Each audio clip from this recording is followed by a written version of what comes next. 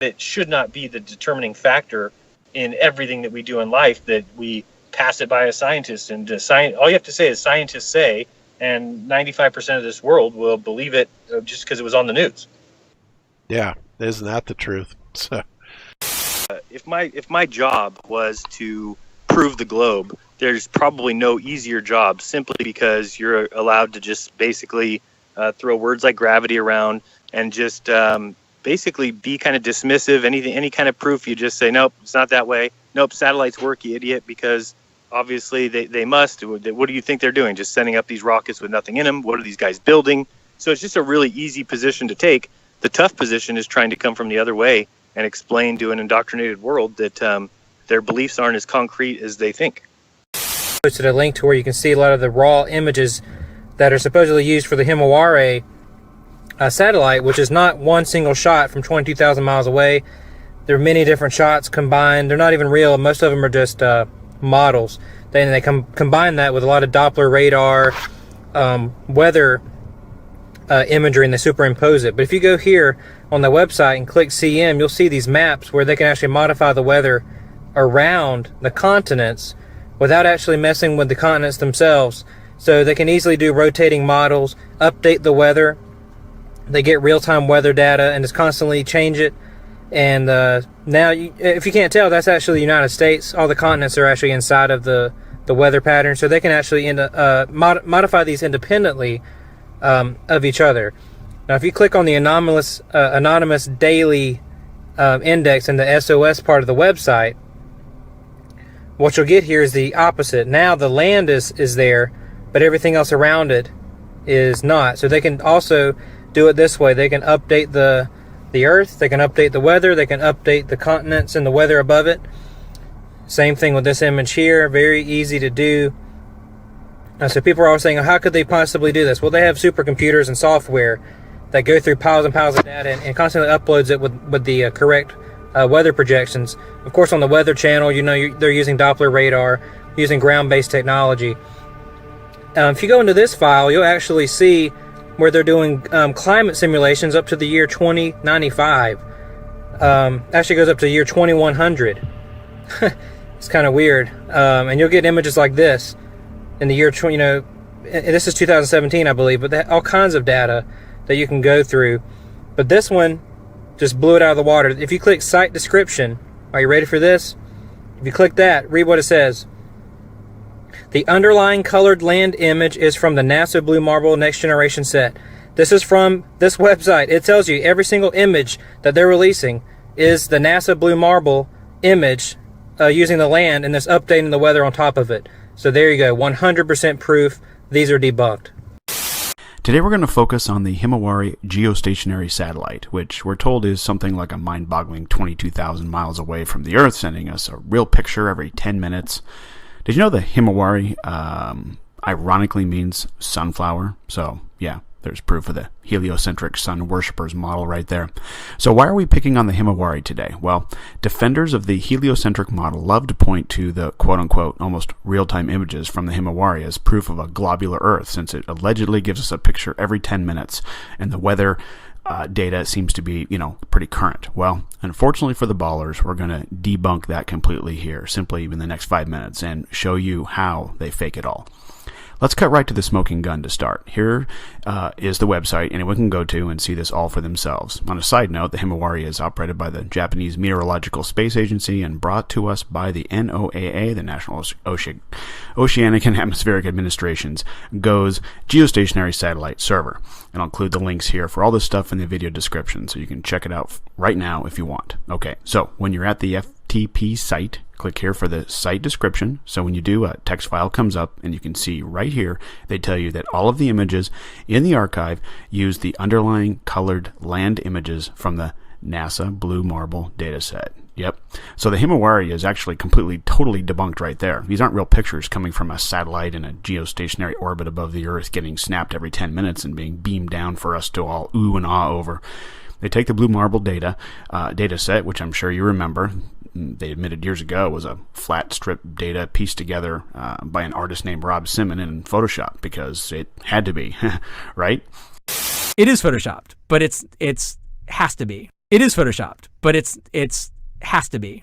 Then There was another layer to sort of simulate the atmosphere. and then there's this little bright spot. It's called the specular highlight. So it's the reflection of sunlight off of water. Those are the pieces, but you can't just slap them all together. It just didn't look realistic. It looks kind of flat, looks kind of flat, looks kind of flat, or the clouds are sort of too see-through. So I just hit Command Z a lot. There's artistry to creating the world.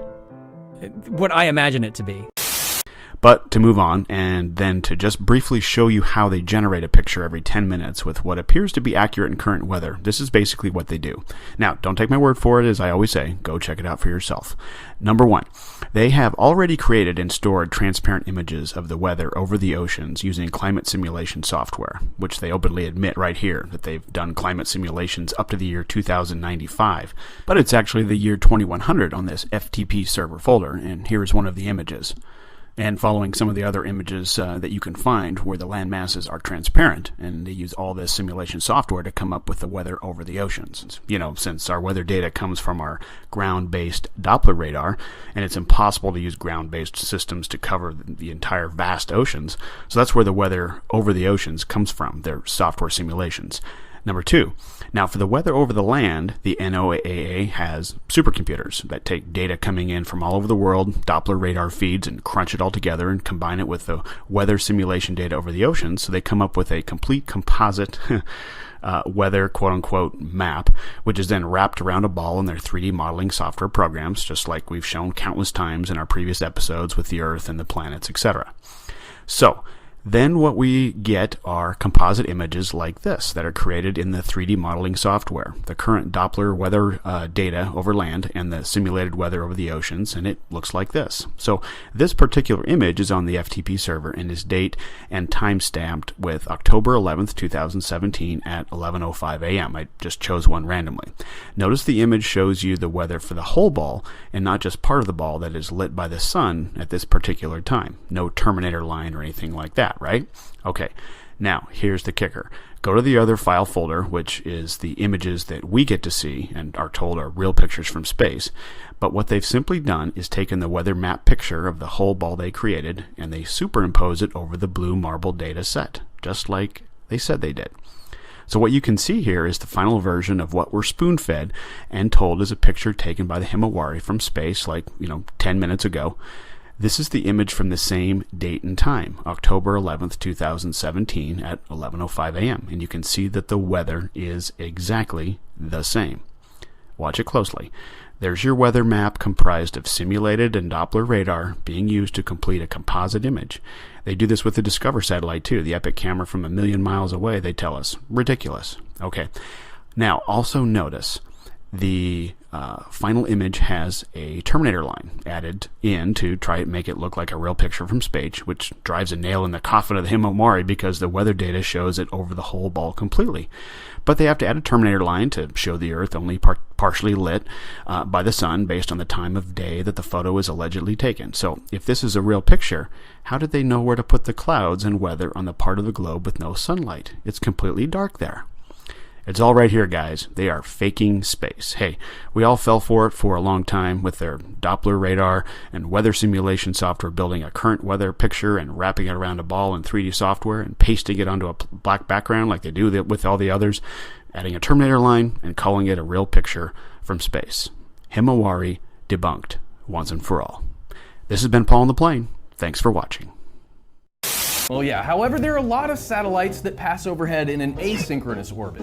Yeah, they're only 200 to 300 miles away. That's 321.8 to 482.8 kilometers away. Have you been able to do this? Yeah, the whole time we've been friends? It's so weird. Like, I've got kind of a calculator over in this direction, and it's weird. My brain just kind of sinks into it. It's almost like finding a satellite.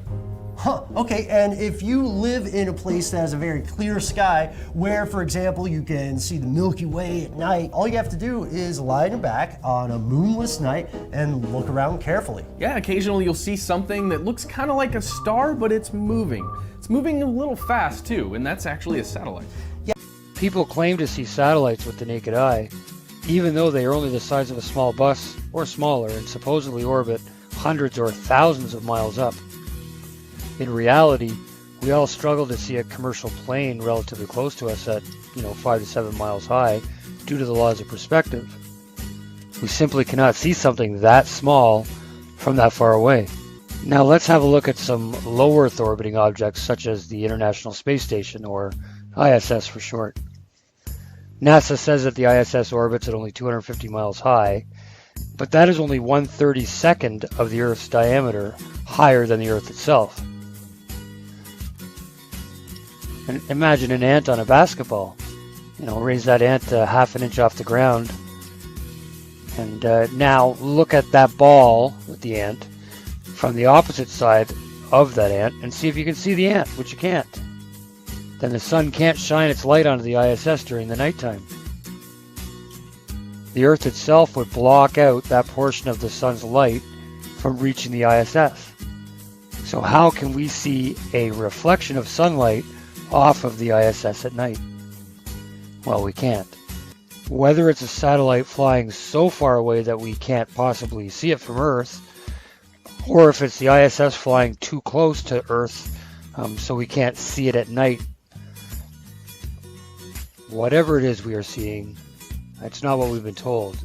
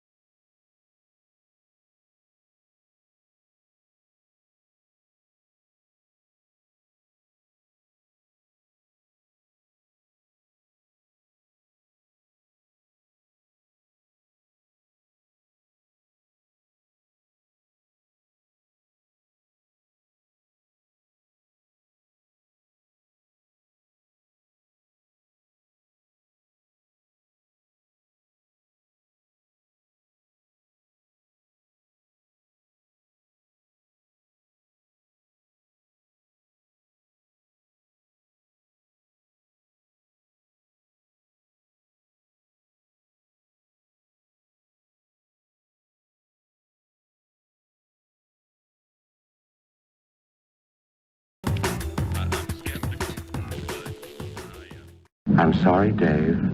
I'm afraid I can't do that.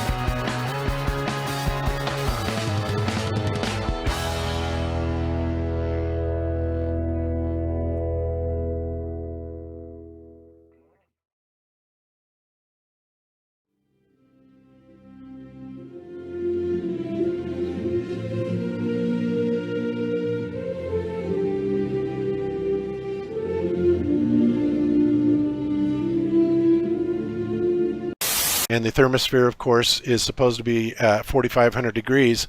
You know, that in and of itself kind of invalidates the idea that it's flying around up there, not so much because of the convective heat from the sparse air molecules, but from the radiant heat that also includes high dosages of X-ray and gamma ray radiation.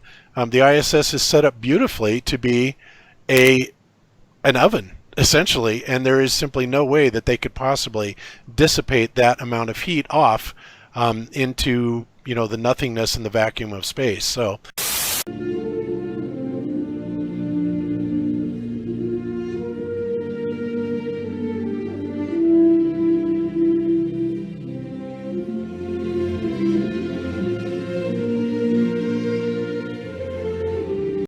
they're talking about how they're going to be showing off their new solar shield, you know, that is going to supposedly, well, it says NASA has given a sneak peek of its 2018 probe that will tough the sun. The showcase includes the Parker Solar Probe's newly fixed thermal shield. Right image shows installation, right? Okay, whatever. That can withstand temperatures of up to 2,500 degrees Fahrenheit. And I'm thinking to myself, yeah, so what? The ISS tolerates 4,500 degrees Fahrenheit. And why is it that it's only 2,500 degrees if this thing's going all the way practically to the sun, and our thermosphere heats up to as high as 4,500 degrees Fahrenheit? So I don't know exactly what their excuse is for this. But again, you know, like I said, NASA has given us the excuse with the ISS that the air molecules are so sparse that, you know, there's not enough convective heat to really affect it. And it's like, but again, that's not the problem. The problem is the radiant heat. And obviously that would be the problem here, the radiant heat, you know, being right next to the sun, because theoretically there would not be any atmosphere there short of what they call the solar wind and these the supposed particles that are coming off the sun, right? So I'm just looking at this thinking to myself, you know, big deal. 2,500, that's nothing. You know, why is this even a thing when the ISS, you know, made out of, you know, Budweiser beer cans essentially, is tolerating 2,000 degrees higher than that? I don't know what to think about that. You know, they spent unbelievable amounts of money on so that they can tout this shield that protects it against a mere 2,500 degrees Fahrenheit, which, like I said, is nothing, because, you know, it gets up to 4,500 in the thermosphere. So pretty crazy stuff.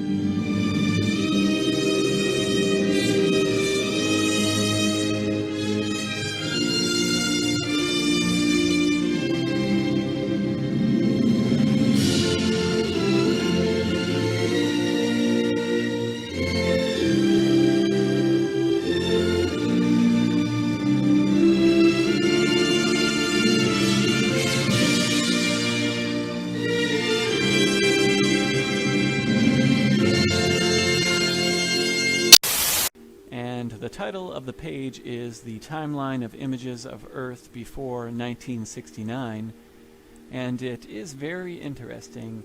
When you scroll through, you can see they start in 1350 with this Genesis story picture, and then you have the 1400, guy with an arrow shoots the Earth, which is the elements. And then the 1542, which interestingly enough has the Earth in the center of the universe with the realms of water, air, and fire below the spheres of the moon, planets, and stars. So that one's kind of interesting as well. And then 1665, you have the Jesuit creation there, and the Jesuits get busy, I suppose. And then 1834, this one's also interesting. Geologist attempts the first representation of Earth as a cosmic object in space. Darn, that looks pretty good. It looks like the stuff that NASA uses, so they probably just took his 1834 image and turned that into the blue marble. And then in 1880, we have this image of the Earth. This is actually the Earthrise from the moon. And it's so interesting how they program this stuff in the 1880s, and then what do we get from NASA but the Earthrise from the moon when they act like they're actually doing it. They take the science fiction and they turn it into science, supposedly. And this image was by this gentleman, this Frenchman, Camille Flammarion, and he is the one who created the illustration of the figure who is peeking out through the firmament. I'm sure you've seen it in a lot of flat Earth videos. So that was done by this gentleman, and he also has a lot of very interesting illustrations in his works from the 1800s. So that's what I was actually doing in my other video, and he was a big part of it. So just moving along here quickly so I can get to the images I wanted to dissect. 1902, again, we have the Earthrise, so pathetic, the programming here. 1918, this Władysław, however you pronounce his name.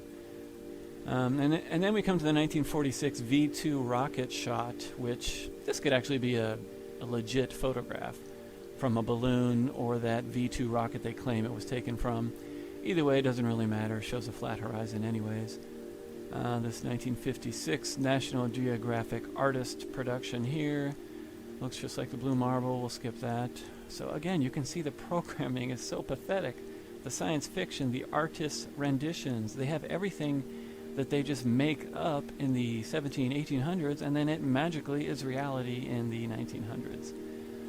So the first image here, the 1960 first television picture from space, the Tyros 1 satellite, April 1st, 1960.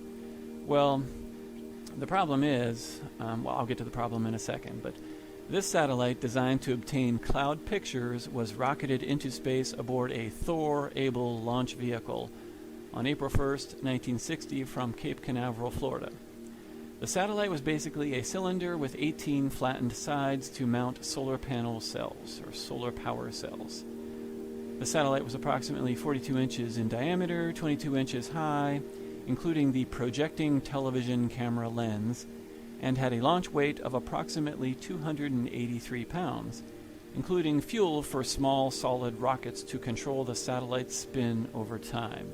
Yes, folks, they could remotely control the spin of a satellite that is 400 miles in the vacuum of space.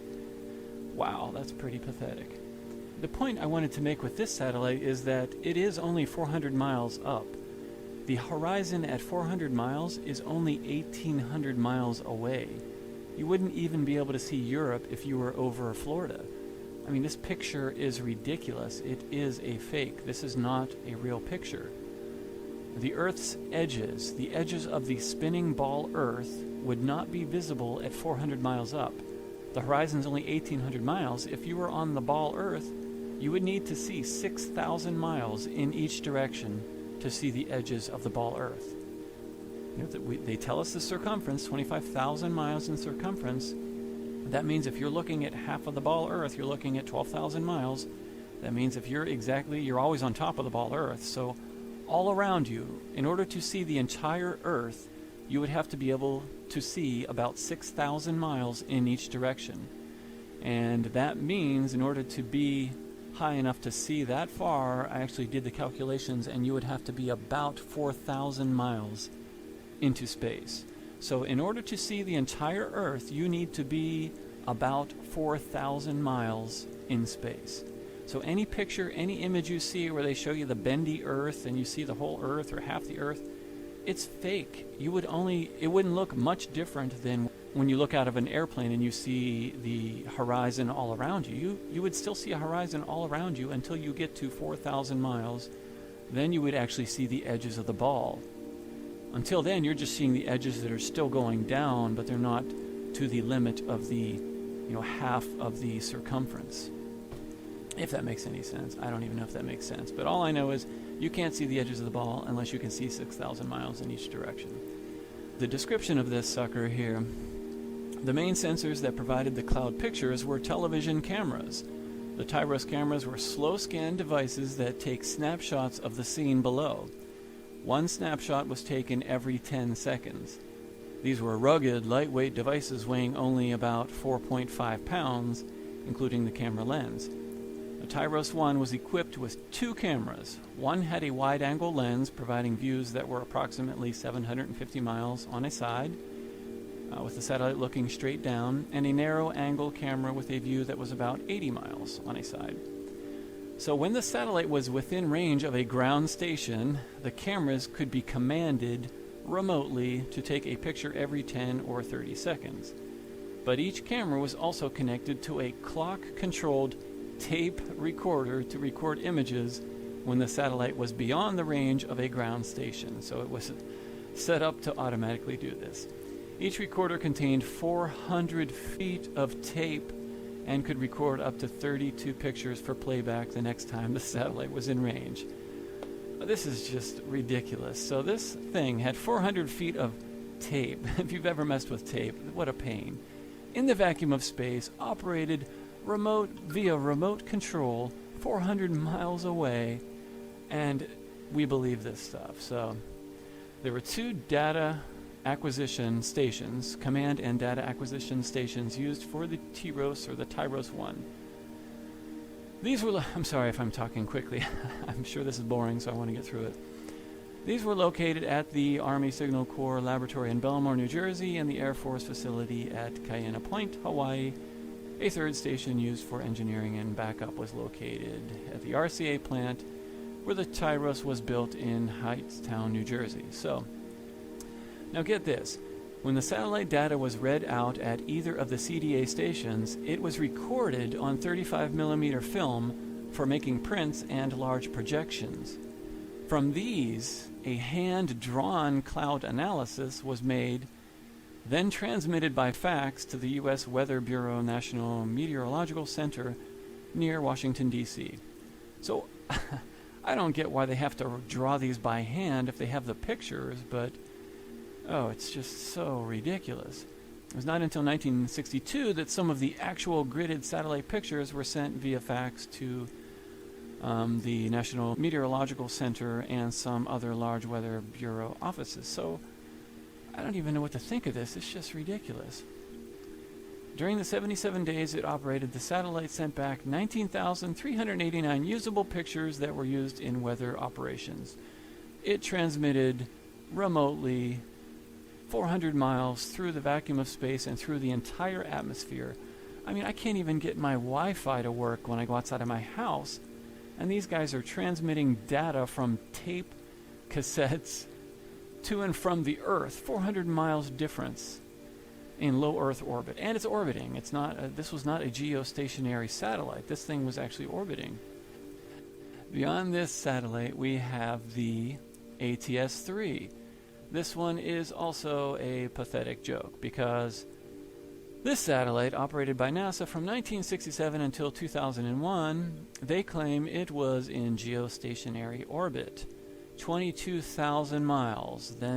So this is in 1967, and we're supposed to believe that they magically sent a rocket flying through the vacuum of space until it reaches the magical limit of 22,000 miles, and then it stops in its tracks.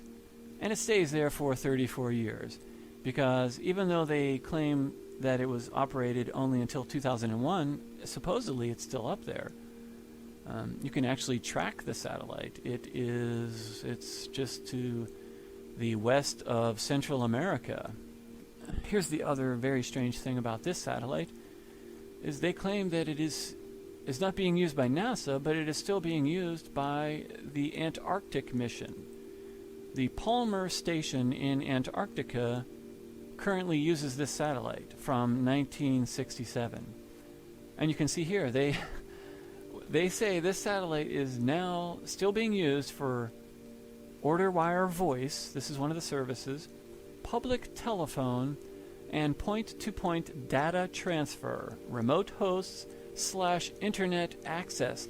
What in the world are people thinking? This satellite was launched in 1967. The internet was not even... No, I'm sorry. 1967 technology does not enable you to use the internet 34 years later. That is just ridiculous. That is a Santa Claus story. That is a pink unicorn on a rainbow story.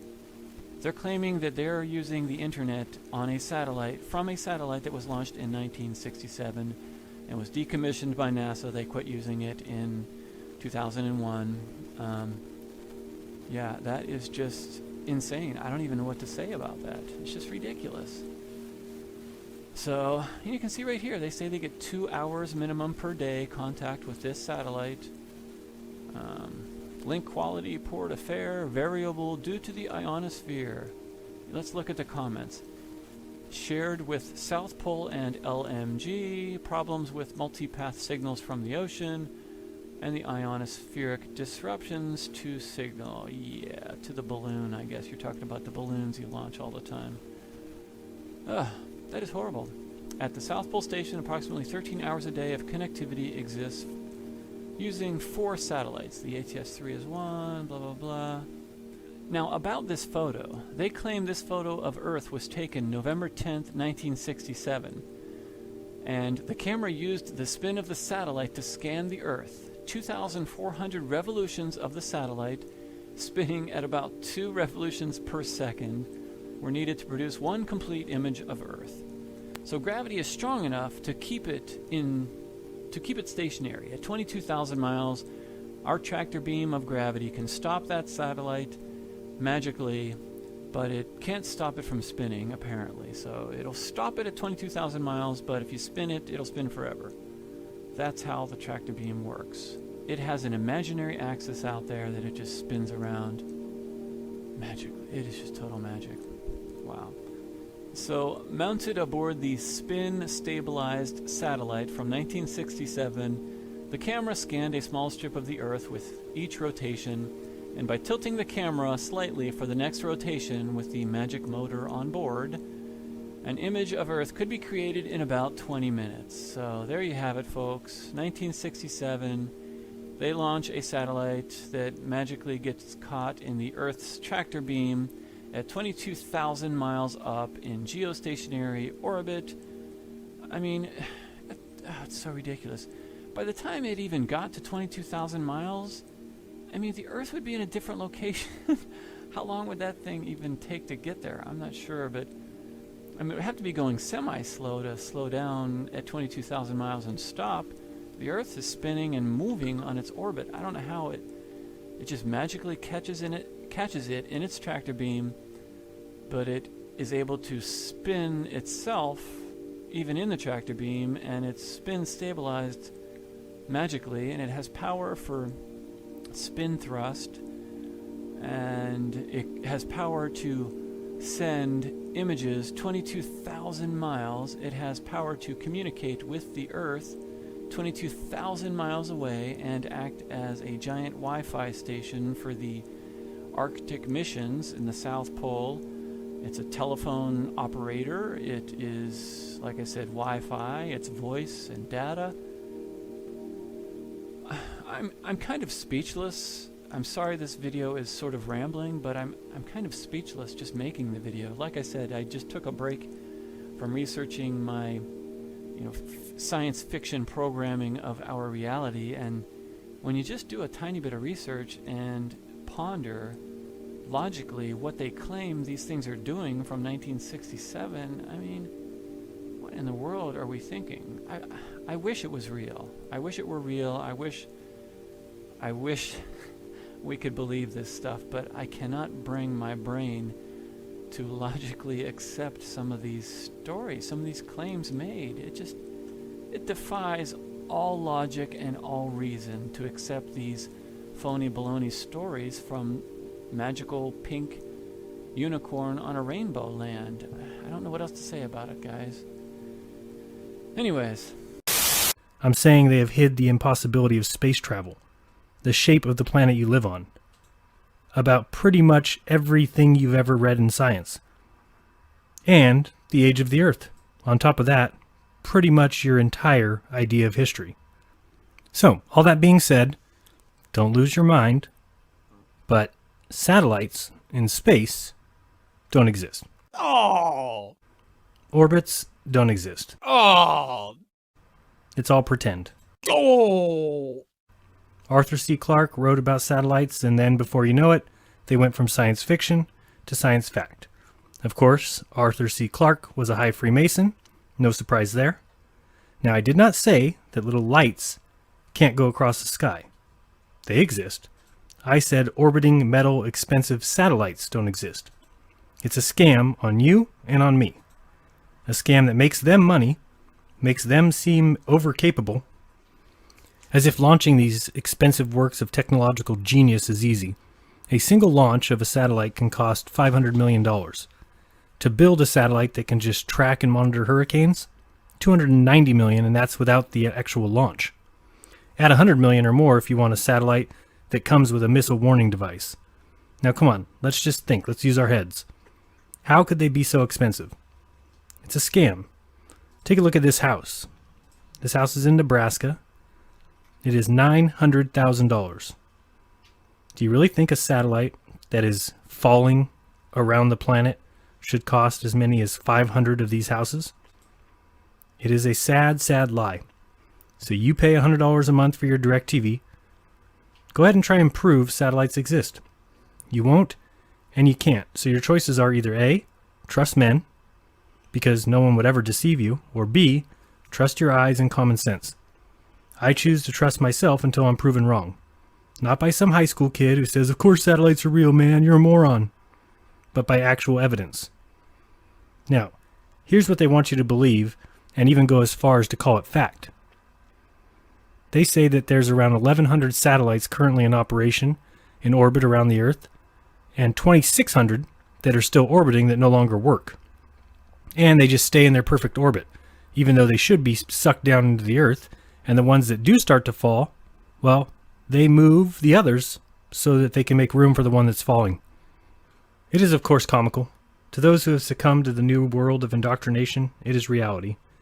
This is not for them. It's to those who still have minds and brains, because all it really takes is some thought to realize the lies. First of all, is anything free? Think of the things out there in the materialistic world. What's free? Not a lot. It's actually pretty rare that you would get something for free. But think now of that satellite dish on your roof. Did you get that for free? When you ended your service, did they come and take it, or did they just leave it there? No one wants possession of that thing, because if it ever is exposed, DirecTV will say, no, we provided you service, you got channels, you got TV. It's not our dish. They don't want anything to do with it. So I was reading about a few different internet companies as far as satellite phones and satellite internet. This one's talking about Wild Blue. It says Wild Blue has been operational since 1995 when it was founded in Colorado. And Wild Blue Internet service became operational in the middle of 2005, a year after it was granted access to the Anik F2 telecom satellite of Telesat Canada. It was also in 2005 when the first Wild Blue subscriber began using its satellite system. Wild Blue deployed a total of 5 gateways across the continental US and Canada to manage their subscribers' satellite access. Each gateway is made up of internet, microwave, and broadband equipment for routing traffic from the subscriber's computer to access the internet. And people will swear this is satellite internet. Sure it is. Now, I'm going to do a little bit more reading, and this all comes from globalcomssatphone.com. You'd think that satellite phones would make sense and would be easy to use, but let's read a couple of their terms and conditions. First one talking about data transmission use and dropped calls, and due to the technical nature of data setups and the inherent sophistication of data transmission through a variety of operating systems, Globalcom makes no representation as to the success of data calls through our system, along with the potential incorrect use. The Iridium system is a low Earth orbiting satellite constellation, has inherent flaws and anomalies that can create dropped calls of either voice or data nature. Globalcom can provide data setup technical support beyond the normal provided setup instructions at an additional charge. Now let's read about their limitation of liability, in case you find out that satellites don't exist. Among other things, it says the satellite services provided by the provider may be temporarily interrupted, delayed, or otherwise limited, and is not available everywhere in the world. Imagine that. Globalcom shall have no liability or credit due for interrupted service unless caused by our gross negligence. They shall not be liable for acts or omissions or from other carriers, equipment failures or modifications, acts of God, strikes, government actions, or causes beyond their reasonable control. Globalcom makes no warranties with respect to the service of any kind whatsoever, expressed or implied, except as specifically provided in this agreement. So then I was thinking, at least they get great internet service, right? So I looked that up, and it says, will I have access to the internet? Yes, of course you'll have access to the internet. And it says, what is the rate of the data speed? Very slow, 2500 baud, slower than dial-up. Go satellite phones. This is where I think every one of these guys needs to go. All these liars and scammers. You'll see here in the Dish Network agreement that you are required to return all such leased equipment in good operating condition within 30 days of disconnection of your service. You are not required, however, to return the dish antenna, which shall become your property upon complete service cancellation. I wonder why they don't want their satellite dish back. Now let's read about the Communications Satellite Act of 1962. It was a very controversial act and was left very open-ended. The act was signed August 31st, 1962 by Kennedy. Let's read what the disagreement with the passing of the act was. Democratic Senator Russell B. Long of Louisiana said of the act, "When this bill first started out, I thought it was as crooked as a dog's hind leg. I am now convinced that would be a compliment. This bill is as crooked as a barrel of snakes." The American Telephone and Telegraph Company argued that using space for communications was just a modern representation of the submarine communications cables currently in use. AT&T proposed joint ownership of all the communication satellites with control based on the system facilities. Now, basically what this is saying is all these groups got together and said, let's all cheat people. Let's all screw people. You don't just get to screw them. We're all going to screw them. When we talk about the compromise that was taken in order for the legislation to pass, we see that the United States government, including the President, NASA, and the FCC, were all to maintain certain duties to monitor the communication satellites. The President was to observe every aspect of the development and operation of the satellite systems. He is also responsible for providing arrangements with foreign participation. NASA was designated as a technical advisor for the FCC and the Communications Corporation to the extent that would aid the nation. NASA was to receive reimbursement for the services it rendered. Yeah, let's give NASA more money. A little lower, we see comments on the act after passing. This is very important. The year after the act passed, President Lyndon B. Johnson reported to Congress that the act is progressing well in light of the complexities of the problem. Yet at this point, little had actually been accomplished. There had been no communication satellites launched, and only some research had been conducted to provide a path for moving forward. Guys noticing anything yet? So, as sad as this may seem, and it seems honestly very sad, and as unbelievable as it may sound, all of space is looking like a giant hoax. It's just the way it appears. Now, I'm sure you've heard of Kickstarter.com, where up and starting companies can get funded. Let's look into Kickstarter and some of their space-related activities. So all I did was go to Kickstarter. You can do it yourself. Search space and look at all of these space-related Kickstarter campaigns. You'll find what I found. Let's go through some of them. So this first one is ARKYD from Planetary Resources, which raised $1.5 million to become a public telescope to take amazing Earth photos. And we see here from the comments, is there anything I can tell my bank to get my money back? $235 is a lot of money just to lose. So the reply is to refer to update that is 7.5 months old. Got another one here saying, I've tried contacting them through all the means you list without ever getting a reply. Next one, update please. Next one says, update states possibly 2016. Next one by Steve Bucci says, come on, ARKYD, it's almost 3 years since you took my money and over 7 months since an update. I want my money back, says Paul. How about this one? Okay, good. This is Bill Nye, CEO of the Planetary Society. They're going to make a light sail, a revolutionary solar sailing spacecraft. And remember, you get rewards for doing this and little things given to you. And this person here, I agree and find it hard to believe that someone of Bill Nye's reputation would want this to continue, but it does. Basically, they're not contacting anybody. First of all, I would like to offer our sincerest apologies for running silent the past few weeks. So they got $1.2 million and can't even update people. Still waiting. I didn't receive my reward yet. Becky, they have no idea when you'll receive your rewards. I'm still awaiting mine as well. It's a date yet to be determined. How about this one? Lunar Mission 1, the most inspirational mission to the moon since Apollo landings, and your chance to reserve your place in space. They made $672,000. This guy says, Dear backers, just wanted to give you a quick update on how things are going and answer some recent questions that have been popping up. First, we want to apologize that the certificates have not gone out. Blah, blah, blah, blah, blah. This person, I've not received any login information either. How should I contact you? I also backed this project with $60 and received nothing. How should we contact you? How about this next one? Smithsonian Institute. They got $719,000 just to repair Neil Armstrong's spacesuit.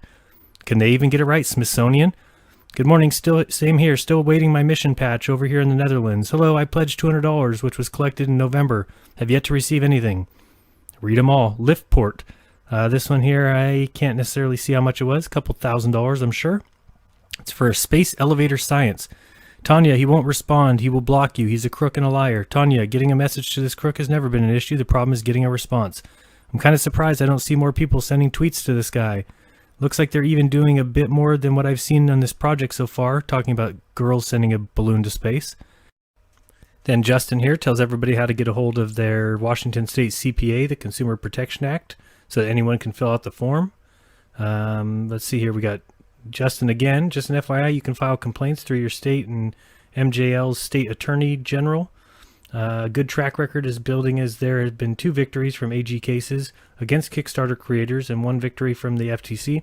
So you'll see that basically this is happening a lot over there. Obviously it's not just space, but go look for a space one. Go try and find one that works. How about this one? A Fight for Space. It's a space program and NASA documentary by Paul Hildebrand.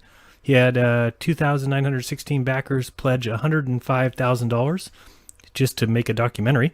You'll see here somebody asked any updates. Then we see he did post a video, and I'll show you that video here in a moment. And it says here, copy paste from the second Kickstarter. First I was confused. A lot of people have been asking for updates recently as things have been silent.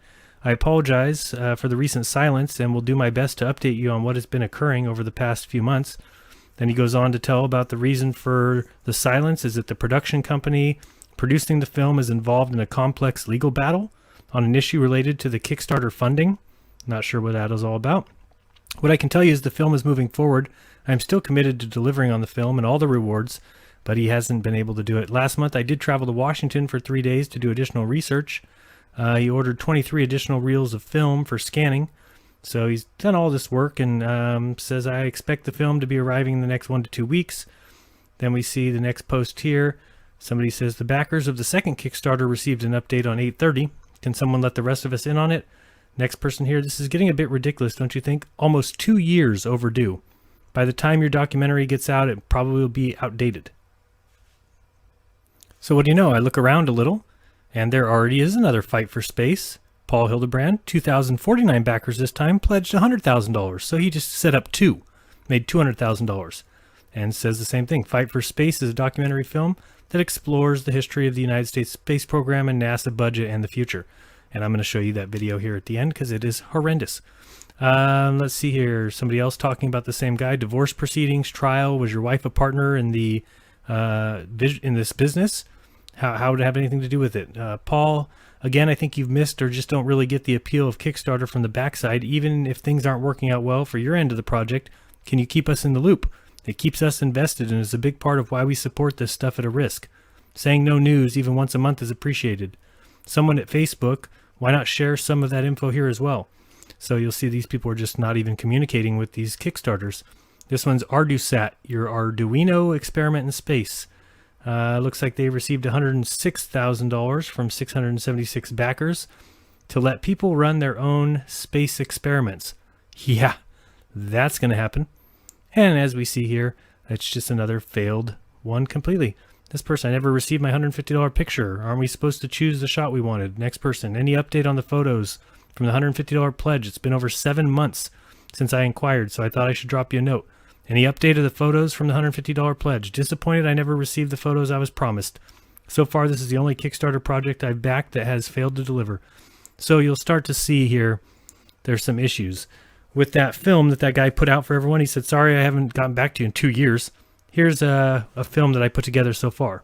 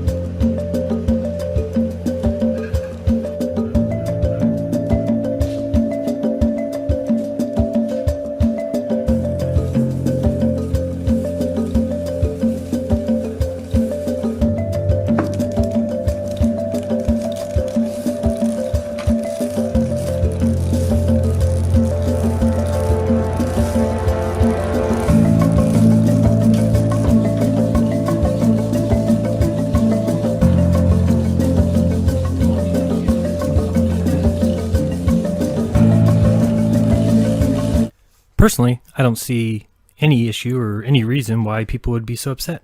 2 years, $200,000. Obviously, the guy's been hard at work earning that money.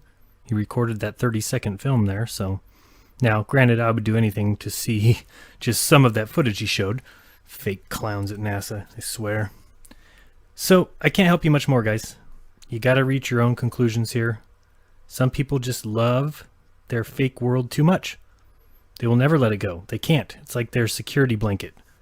They can't face the possibility that the Earth may be flat and motionless. No, I need to live on a ball. I need to be spinning. I need to be flying through space. It makes me feel better. There's no way I could have been lied to. Space is definitely real. I see it on TV. I see lights in the sky. I'll say it again. Prove to yourself that orbits are real, satellites are real, that space travel is real, and you'll see. It's real. Lee fake. Satellites do exist. Okay? But I am of the belief and understanding that there is no possible way that anything weighing over a ton is being put in the nose cone of any rocket. I don't give a shit how powerful the rocket is. I put out videos, you know, explaining to you guys what Don Pettit, NASA astronaut and PhD, who talks about the tyranny of the rocket equation. I put this out, and he explains, I don't explain it to you, but he explains how it is dumb mass, meaning extra weight, material, and scientific instruments, literally affects the entire performance of a particular rocket based on the amount of fuel it needs to have on board to do what it needs to do. But there's no way, I don't give a shit what type of physics science that they're engaging in mathematics. There's no way they're sending something up in the sky on a rocket that weighs over a ton and allowing it to maintain its aerodynamic stability and remain control and stay in control, where that rocket is not spinning out of control and basically exploding in the sky. So based on that hypothesis, I'm going to reveal this document to you guys to show you there ain't nothing in the fucking nose cones of those rockets. The entire satellite program worldwide, okay, worldwide, is a balloon program, and it's been in existence longer than fucking rockets, period. And I'm going to show that to you. So first document we're going to read. Here's the document. Just like I said, it is, the title of it is telling in of itself. Space and Missile Systems Center. Okay? Space and missile systems. Now, the term space, what does that mean? They have a general international presumption of where space begins. The U.S. Department of Defense classifies and categorizes space to begin at 80 kilometers. That's about 262,000 plus feet above the surface, center surface of the Earth. That means the flat plane surface that we live on. You launch a rocket, boom, 262,000 plus feet above the surface of the Earth. That's US DoD standard. So according to the DoD, they got aircraft that could fly close to that, maybe half the distance. But the international standard is called what they call the Kármán line. Theodor von Kármán developed, him and a bunch of physicists and scientists from all over the world, including scientists from the United States, established in the 1940s that space actually begins at 100 kilometers.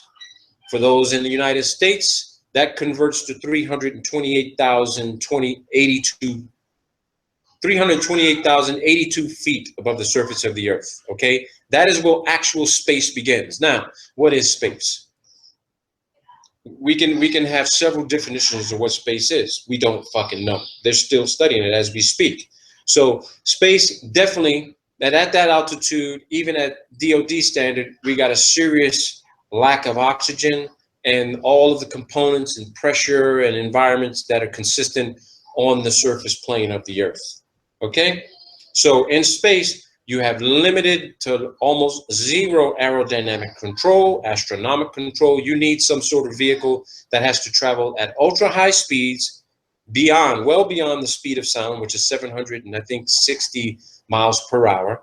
Okay, it has to be traveling at high speed, you know, for it to maintain any sort of aerodynamic stability and function and control at those altitudes. So, Space and Missile Systems Center. This is an interview with Lieutenant Colonel Harold E. Mitchell for the Corona program. Now, let me dive about the Corona program. The Corona program, okay, the Corona program is still a top secret program. It was a program launched by the National Reconnaissance Office in conjunction with the CIA.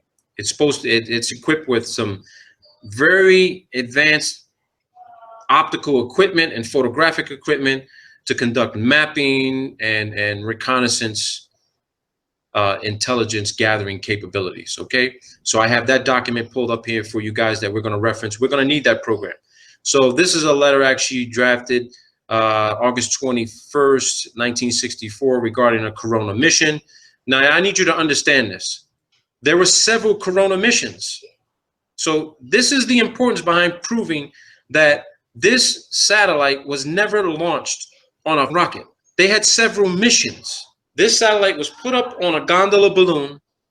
It did its thing for however many days or months, and then it was captured by a C-119 multi-engine turboprop U.S. Air Force cargo plane, specially outfitted to capture this thing to capture it using some sort of tailhook type of device, okay? So I'm not gonna read this entire document, but there's specific sections of this document we're going to address so I can prove to you guys that satellites are not floating around above 100, maybe 100, 200,000 feet. They are literally 10 to maybe 50,000 feet above the altitude where U2 optimal flight range is. So, and I'll show that to you as well. The technical specs for U2, they can go beyond 70,000 feet, okay? Beyond 70,000 feet. That's not their max operating altitude. They can go beyond that, okay? Now, the reason why I chose this document is for one simple reason. Although this activity occurred between 1954 and 1956, and Corona program is 1958 to 1962, the subject time frame involves about 20 years, 23 years. But look at the date of the interview, people. The date of the interview was October 1st of 2003. Now, what significance does that play? One, to me, it's fairly recent. Even though this is 2016, that's 13 years. Okay, this document was recently declassified as an interview, but it's also interesting to note that it was conducted by the Space and Missile Systems Center. So Robert McCulley was of the History Office at the Space and Missile Centers at Los Angeles Air Force Base. So this guy is going to interview Lieutenant Colonel Harold E. Mitchell of Missouri over the telephone about his experiences recovering Corona satellites. All right, I'm going to skip forward because he just talks about the guy's history, where he got his training, how long he's been doing his training. You know, this is just basically, you know, introductory type of, okay, this is who this guy is. I need to know who he is. Okay, now let's get to the meat of what it is he was doing and what his role was in this program. So they talk about what his rank was. This guy was a captain. He was in charge in 1954. He was part of the Dragnet program, also known as the Genetrix program or weapons system. 119L came along. They were flying out of Charleston, South Carolina. That's where they were doing a lot of their training. They were flying a C-119. You saw a brief picture of what that looks like. It says, how did you conduct your training? They talk about how they were conducting their training. Again, a lot of this information, it's not insignificant, but it just adds to the narrative of, you know, is he talking to the right guy? All right. All right. So here's some of the beginning meat of this interview. Macaulay asked Mitchell, Captain Mitchell, did you ever recover the Dragnet training capsules at night? Mitchell says, it's impossible to recover at night. The only time we flew at night was during our instrument training. We didn't fly our emergency training at night either. We did all of our training instrument flying 16 hours a day. We did that because time was of the essence. And if we didn't fly night missions, we'd never get all the training done to get people ready to go into the practice sessions. Okay, so let's go ahead and now here's where he describes what the dragnet gondola looked like. What did a dragnet gondola look like? Well, we use similar parachutes, except the Corona program or Discoverer program only used one chute. Okay, we used 4 28-foot parachutes for a dragnet gondola, and they did all of the chute modification at the parachute shop. They would attach 4 parachutes, and these were not reinforced parachutes. They were just to lower the load, the gondola. You'd attach them to the gondola, and then from the middle of this, on a longer tether, you would have a smaller chute that we call the drogue chute. I think the drogue chute was 100 feet above the 4 descent chutes, and the drogue chute was reinforced. We could make our passes on that drogue chute. When they say they can make their passes on that drogue chute, you're looking at a 100-foot tether, and what would happen is that the drogue chute would deploy. You got a 100-foot of tether. The plane didn't need to come within a dangerous distance of the chute as the satellite was falling from the sky, and they'd have a hook at the back of the aircraft that would fly by and hook this chute. And once they hooked it, they start reeling it into the back of the aircraft. Here's some important data. The top of the gondola had a compartment for the chutes and all that stuff. And a lot of it had to be the parachutes, but the whole capsule was 1,450 pounds when it was airlifted. Okay, the capsule they're talking about is literally the satellite. The gondola had now I want you to pay attention to this. He says this is Mitchell, Captain Mitchell talking. Captain Mitchell says the gondola had a huge balloon. I mean a huge balloon. You could see it at 60,000 to 85,000 feet. Now, this supports what I've been telling all of you, that NASA has had a balloon program literally for decades, over as long as they've been in existence. Some of these balloons are the size of a football field. When you look at the size of a football field, 100 yards long, 50 yards wide, just imagine what that looks like up in the sky.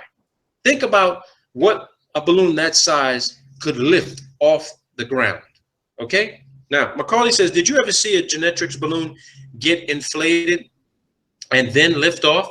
Did you see that process? Mitchell says once, but I didn't see the beginning of it. I saw it when it was about 3/4 filled and then the liftoff.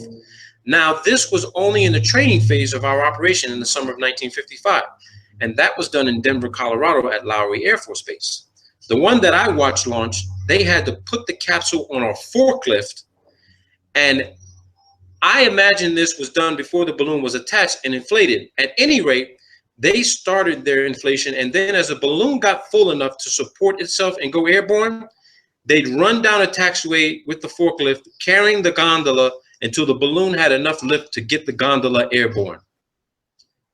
I want to show all of you what that actually looks like in real time. Now, when I say real time, okay, when I say real time, I'm talking to you, this is a launch that had already occurred in Antarctica. This is a launch that already occurred in Antarctica, and I'm going to show it to you. And here we go.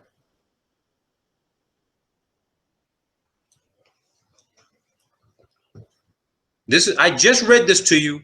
This balloon launch took place in Antarctica, and it's an 8,000 fucking pound telescope satellite. There goes the mountains in the background. Here's a visual description of what I just read in that document.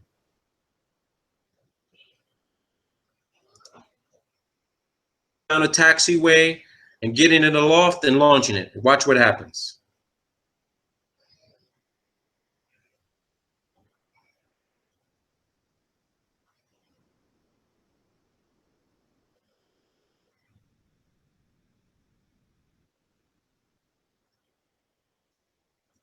If you like apples, how you like them fucking apples? That's 8,000 fucking pounds, people. 8,000 pounds. That dome on the top, that dome on the top is actually where all of the radio equipment is installed so that the C-130, so that a C-130 can communicate with it. It sends off a signal so that when these aircraft are in the air, they can detect the signal while it's up at 85,000 feet, 100,000 feet. Today's balloons get to about 130, 150, 180,000 feet, okay? And at nighttime, when the helium air is cooled down, the balloon drops in altitude about 10,000 feet, maybe 5,000 feet. And then when the sun shines back up on it again, that hot helium air expands and the balloon raises in altitude again. So you have this oscillation of losing altitude, gaining altitude, losing altitude, gaining altitude. Now, for anybody that hasn't paid close attention to what the ISS is doing, the ISS is doing the same fucking thing that balloons do. And I'm going to prove that to you as well, that the ISS, if it exists, which now I'm of the conclusion that it does exist, that means that the ISS is up in the sky. It's not at 245 miles. It's within, say, 150, maybe 250,000 feet. And to prove to you where that site location is, this is Google Earth Pro. This is December 15th of 2009, okay? This is Antarctica. Antarctica people. On the other side of Antarctica, this is the launch site for the balloons. It's called the Wallop program. Based on satellite imagery, you have these large cranes out there, okay? The launch site for the balloons. Further proof that they're using aircraft to capture these things down in Antarctica. This. Here goes your C-130s, C-7. These are your C-130s. These are your C-119s. Prop planes. And if anybody wants to say, oh, well, they're using this to transport people back and forth. Yeah, they are using people to transport back and forth. But guess what? These are also specially outfitted aircraft to literally recover when they intentionally burst the balloon. It comes down on a drogue chute, and these aircraft fly at 20, 30,000 feet, and they go and grab this thing. There's your aircraft. 5.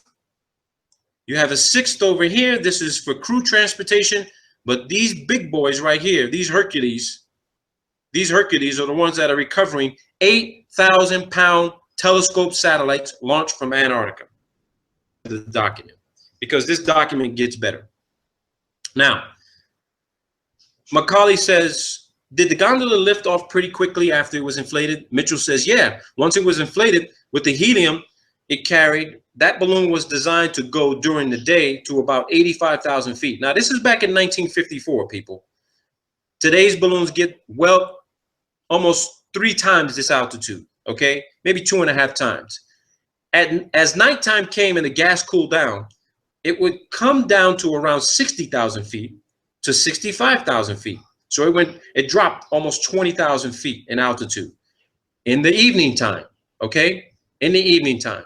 So I want you guys to picture this, okay? There are people online who they're so in love with NASA, they will tell us, all these trolls will say, no, I've seen satellites myself. They'll say, no, I've seen satellites myself. I've seen it in my telescope. I've seen the Hubble. I've seen the space station. I've seen a satellite pass over.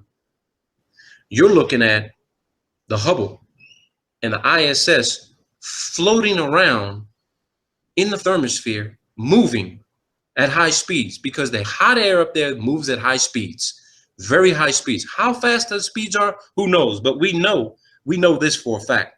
The higher you go, the faster you have to go, right? The higher you go, the faster you have to go if you're using an aerodynamic vehicle. Now, Macaulay says, do you know how long the balloon floated over the U.S. before they were usually recovered? Mitchell says, it varied with the flight path. We tried to recover them before they left the continental limits of the United States. We had one balloon that went into the jet stream and flew east during our training period. I believe that it took off in July 1955. We deployed an airplane and he went to Goose Bay, Newfoundland, refueled and headed for the Azores. I believe there were another one or two airplanes from other squadrons too. He says the balloon was finally terminated someplace over the area of the Azores. I don't think that capsule was ever recovered. I couldn't say for sure. Macaulay says recovering a Discovery parachute must have been easy compared to a dangerous gondola.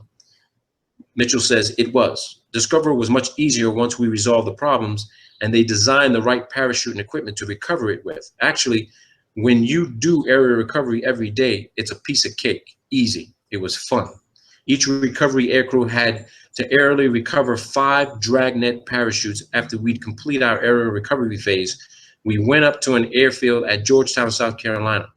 Ground crews would use drums of water to simulate the gondolas for surface recovery. Oh, look what he says here. He says, during the genetics program, we operated under the Strategic Air Command. To show you how important genetics was to the Strategic Air Command, we pilots each carried a letter in our secret folder along with our top secret aircraft equipment. It was a letter from the Director of Operations for Headquarters, SAC. His name was Brigadier General Howard Smith, to the commander of any SAC base where we had to land, that we had the #1 priority over anything else in refueling, maintenance, and getting our aircraft back airborne. Now, why would they have #1 priority to refuel and get airborne again? Let's assess that. Well, if there's hundreds or thousands of these satellites supposedly in space floating around, and we know now they were balloons, and these things suffer some sort of malfunction and they come down, that airplane has got to go to that location to recover that thing. These airplanes had to be available nonstop to go anywhere at any time to recover this thing. And it had to be recovered once they got notification, hey, the balloon just popped, drogue chute, we need an aircraft up in the air immediately. They couldn't get to one of these satellites fast enough, and it actually crashed somewhere in a foreign country. And I'm going to read that document to you of what happened to it. So he says you had a terrible time getting refuel maintenance or anything just to get out. On the way to California on that particular trip, I had to go from Greenville and refuel at Salina, Kansas, Smoky Hill. Let's see here. Okay, here's where they talk about getting in contact with one of the balloons. I then flew into Castle Air Force Base on Friday night. The next morning, we checked into the command post. The balloon had started traveling to the west, and they were concerned about it. So they scrambled us, and we started tracking after it. Each one of these balloons transmitted their own identification signal. By the time we made contact with the balloon, we were about 310 miles at sea, west of San Francisco. I didn't like us being out there by ourselves, especially making aerial recovery. At about 85,000 feet, after you sighted a balloon, you'd interrogate it. The balloon's radio signal would give you its code name or code number. If you wanted to terminate its flight, you had a black box up on the flight deck at the navigator station. He would dial in the code of the balloon we were trying to track, and the balloon would come back and answer. Then if we had clearance from the Charleston Air Force Base command post to bring the balloon down, we would insert another code. This then would ignite a blast from the gondola that would burst the balloon. After we terminated the flight of the balloon, here's what they say. It would do very much the same as the Discoverer did. It would fall so far, and then the drogue chute would come out. The chute would slow it down until it was at an acceptable altitude and airspeed. And then the parachute would get fully deployed. It was late. Listen to this, people. It was late in the evening when they authorized me to terminate the balloon. Macaulay says, once you recovered this gondola, what happened to it at that point? Mitchell says, we made the recovery on it, brought it back in. We were very low on fuel. I told them I was going to Castle Air Force Base to refuel. Then they deployed us to Offutt Air Force Base, Nebraska, where we delivered the capsule there. Where it gets interesting for me. Macaulay says, after you landed at Offutt Air Force Base to drop the gondola off, how did they unload it and take it away? Mitchell says they sent people out and it was offloaded. Where they took it to and what they did with it afterwards, we didn't know. That was not our mission. Dragnet was a top secret operation, gondola and all. The only thing that we were concerned with were the people who were not connected with the program, that they had no opportunity to see the gondola, so we carried sidearms. You hear that? They didn't want people to see this thing. So they were always strapped, ready to go, that if someone were to see one of these things, they had to deal with that person. Now, this was back in 1954. You bet your ass the same thing is happening today. They don't want nobody seeing the Hubble come down on a parachute. They don't want to see it. They don't want to see parts of the space station, which is in modules, detach, come down on a parachute, get captured by one of these C-119s or C-130s, taken down to Antarctica at the Concordia station. And just to remind people and to redress this, Concordia station, NASA classifies it as a hypoxic environment. Okay? They said the conditions at Concordia are more severe than being on the ISS. So when astronauts actually are sent down there for cold weather training in the most extreme environment on Earth, how could there be a place at about 8,000 feet above sea level be more extreme than being at 245 miles above the surface of the Earth, supposedly in microgravity? And I thought to myself, wait a minute, the ISS is definitely not at 245 miles. Because if I can go to Concordia Station in Antarctica and literally be in worse conditions than being on ISS, then ISS conclusively has to be around 150, 160,000 feet. Let's keep going on. So this guy goes on and he says that, and this is what's interesting about this. He says he had an instrument problem on the airplane at Offutt Air Force Base, and the people came out to refuel the plane. I filed to come back to Charleston as soon as they offloaded the gondola. This was on a Sunday morning, and I'd gotten in there late Saturday night. The base operations officer said he was going to come aboard. He wanted to check Form 21A, which is my maintenance form. I lost an inverter, and I had a bad generator, but I didn't want to fool around and stay at Offutt Air Force Base on a weekend trying to get it repaired. So while this guy's at this base, this captain, okay, some lieutenant colonel, he says he was a lieutenant colonel, and he tried to come on board our airplane. And here's what happened. The captain, Mitchell, says, I said, I'm sorry, you're not allowed on board. This lieutenant colonel stepped up the ladder and started explaining that he was a Silverleaf, a lieutenant colonel, and I was wearing tracks, a captain. About that time, he heard the rifle bolt of a carbine slide home, load its ammunition. My crew chief was standing there with his carbine down at his hip, so the lieutenant colonel decided not to come on board. He decided prudence was better part of valor. So you see that? This guy's a captain. He tells a lieutenant colonel, sir, I'm sorry, you can't come on board. I'll come down to show you my Form 21A, but you can't come on board. This lieutenant colonel says, excuse me, but I'm a lieutenant colonel and you're a captain. I can come on board. And one of this guy's crew chief says, I don't think so. He chambered around. Lieutenant colonel said that, and he's like, okay, no harm, no foul. Let me know when you come down and show me the form. I mean, come on, people. You're talking about an Air Force pilot, top secret security clearance, maybe higher, and they got authorization to kill one of their own people if security is breached. This guy's not even supposed to know what the hell is inside that aircraft. They were ready to shoot him. That's what you got to deal with. So, and Macaulay says, did the Genetrix gondola drop a capsule like the Discoverer did? Mitchell says, no, the gondola hung below the 4 27-foot, 24-foot chutes. When you shoot the balloon down, all these parachutes packed on the top of the gondola deployed. The gondola would start then falling to the earth. He says, so you recovered the entire gondola. He says, you caught the whole thing. You caught everything except the balloon, and it was quite a load. Error recovery really was kind of a hairy operation because you're flying at such low speeds. We were especially low on fuel that night. We had to fly at about 115 to 120 knots just to keep our airspeed up.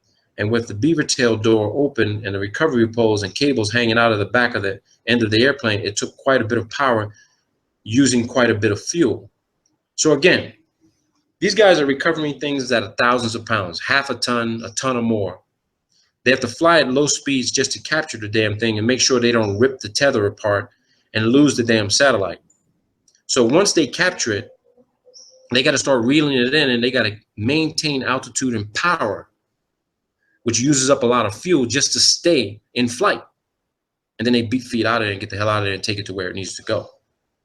So here's some descriptions of where they actually have these aircraft launching these balloons. He says, once our genetics training was completed and the airplanes were put in top maintenance condition, we deployed to our pre-designated bases in November of 1955. We had 3 squadrons in the 456 TCW, and they split each squadron right down the middle into 6 detachments. Our squadron, we were the 746 Troop Carrier Squadron, and our detachment was deployed to Kodiak, Alaska. The 745th Squadron went to Adak, Naval Air Station, Alaska, and the other detachment was sent to Japan at Johnson, Misawa, Itaziku. Another squadron was sent to Kadena, Okinawa. Our headquarters was at Johnson Air Force Base. They had these everywhere, people. They had them in Germany. They had them in Sweden. All right. They even had some in Russia. So let me see here. I'm going to take you to the part where they talk about the U-2 program, how U-2 actually replaced them. Let me see here. Okay, here we go. They said that night the winds got up to, this is when they were in Alaska, he says the winds got up to 100 miles an hour. It sandblasted the airplane, absolutely sandblasted the paint off of it. About the 1st of April, the U-2 started flying, so our missions were over about the 1st of April, 1956. Okay? I'm going to show you Lockheed's site so we can look at U-2 and do a little brief technical descriptive analysis of U-2. Macaulay says, when you were flying out there looking for gondolas, were you both visually looking for them and listening to your radios for their signals? Mitchell says, we were doing both. In Alaska, the daylight hours are pretty short in wintertime. So they would give us the codes of the balloons that were flying in our area. The navigator would continually monitor the different codes with the ADF, the Air Direction Finder radio. The balloons had ADF beacons that we could come home in on. Each balloon had its own frequency. We would sit there and the navigator would keep scanning these different frequencies that we would get for that particular mission. Now, think about this, people. You have amateur radio operators out there all around the world who says that they can track the signals from satellite communications. Now, I'm not doubting they can track satellite communication signals. But let's be clear. What we've all been led to believe what a satellite is something that is so far advanced and technically incredible that it's floating around up there on its own. We see these on videos, we see this on television. Oh, look at this satellite. It's always a CGI photo or video or some sort of artist rendition of what the satellite looks like. It's a drawing. Every single video we've all ever seen, they're all CGI videos and images of satellites. They never show you the thing in real time. Why can't they show you in real time? Because it's not where they say it is. But what is up there is a real satellite, but it's not at the altitude they claim it is. It is giving off a frequency and signature. It is floating in the sky, but not unaided. You only see it at night, and when you see it, it's the moonlight or the sunlight reflecting off of this. Now I know why these satellites have to have these gold and aluminum reflective surfaces, because they are maintaining the lie, fraud, illusion. Oh, look at the satellite up in the sky. You see the sun reflect off of it? There it is. but you don't see the tether. You don't see this dark colored black balloon floating in the nighttime sky. So here's what the guy says. About how many balloons would you be looking for at one time? Mitchell says the number would depend on the balloons identified in a daily mission, frag order, fragmentary operations order. Their codes would be listed. So each one of these balloons has a frequency and a code. This guy's saying, I think it was 10,000 feet the beacons would continue to function. We thought that they went down and were in the snow in the Brooks Range or some of the other mountains up in Alaska. He says, did your unit tell you the purpose or the mission of the Genetrix while you were doing this? He says, yeah, we knew. The balloons were launched from Norway. Look at this, people. The balloons were launched from Norway, Denmark, West Germany, and I think some from Turkey. In the winter, February of 1956, there was an article in Time magazine about the Russians complaining about our overflight of the Soviet Union with these balloons. Holy shit, people. I mean, really. The Russians were complaining about the US flying over the Soviet Union with balloons. The Russians were complaining about overflights of the Soviet Union with balloons. They had any number of gondolas stacked in the Sperodonivka Palace driveway of Foreign Ministry. Molotov. It was just unbelievable. He had many of them. What they're describing here is this. The Soviets ended up capturing a shitload of these fucking balloons the US was sending up in the air. And they would literally send their aircraft up to capture them and bring them down. Now you got to think about this, people. This is absolutely mind-blowing. You're trying to tell me that we've been spending trillions of dollars for over 60 years for a satellite program they claim is going up on a rocket, and it's just a balloon you can buy from a hobby shop? Oh my God. This is incredible. An interesting fact, the airplane I flew during the Corona program had many recoveries of balloons than any airplane in the 456 wing. It was flown by Captain Slaughter Mims. And I think Slaughter recovered 3 balloons near Japan. He got more than anyone else. Slaughter had a lot of success. And he's describing the same aircraft that this guy flew. Okay? Here you go. This guy, Macaulay says, how successful was the Genetrix program? Mitchell says, none of the pilots associated with the project was ever permitted to see any of the genetic film that was recovered. The film was stored in the vaults at Air University at Maxwell Air Force Base, the last I heard. I was at Air University Film Library in 1957, and I asked if I could see the film, but they wouldn't let me because I didn't have need to know about it. Outwardly, I understood that it was a fair success. We knew more about the Russians than we would have without Genetrix. It wasn't good enough to continue with in conjunction with the U-2. It was like the U-2 wasn't as good as Discoverer. I have a document and a study on Genetrix done by a gentleman up in Minnesota. It gives the number that was recovered. A lot of the gondolas went into the water and were never recovered. They had a saltwater plug in them that dissolved when the plug came in contact with the water and eventually sank the gondola. That's what they say. That's what they say. Now, get this. Macaulay says, did the public ever see the Genetrix gondolas and think they were UFOs? Mitchell says, I never heard of any reports of that nature. If there were any, there could have been. I don't know. You know, it's been so long since that operation. I don't recall any newspapers that might have said that they were UFOs. I know you could see the balloon. Listen what he says. He says, I know you could see the balloon very easily from the ground. It looked, here you go, people, smoking gun. It looked about like a silver dollar during the daytime because you couldn't see anything attached to it. You see this for yourself, people. He said you could see it from the ground and it looked like a silver dollar during the daytime because you couldn't see anything attached to it. So for all those naysayers out there that claim they've seen the Hubble, they've seen the ISS, they've seen other satellites and shit floating around in the sky, think about this. That reflection that you see with the sun reflecting off of the aluminum surface or whatever type of aluminum, whatever type of shiny reflective material they're using for these satellites, carried by the jet stream, flying around a specific territory that is tasked to fly around in. Macaulay says, at that time, did you normally call the program Dragnet or Genetrix? Mitchell says, we called it Dragnet. Genetrix was a classified code name for the program like Corona and Discoverer. Dr. Alvin H. Howell was the brains behind the balloon program. There you go.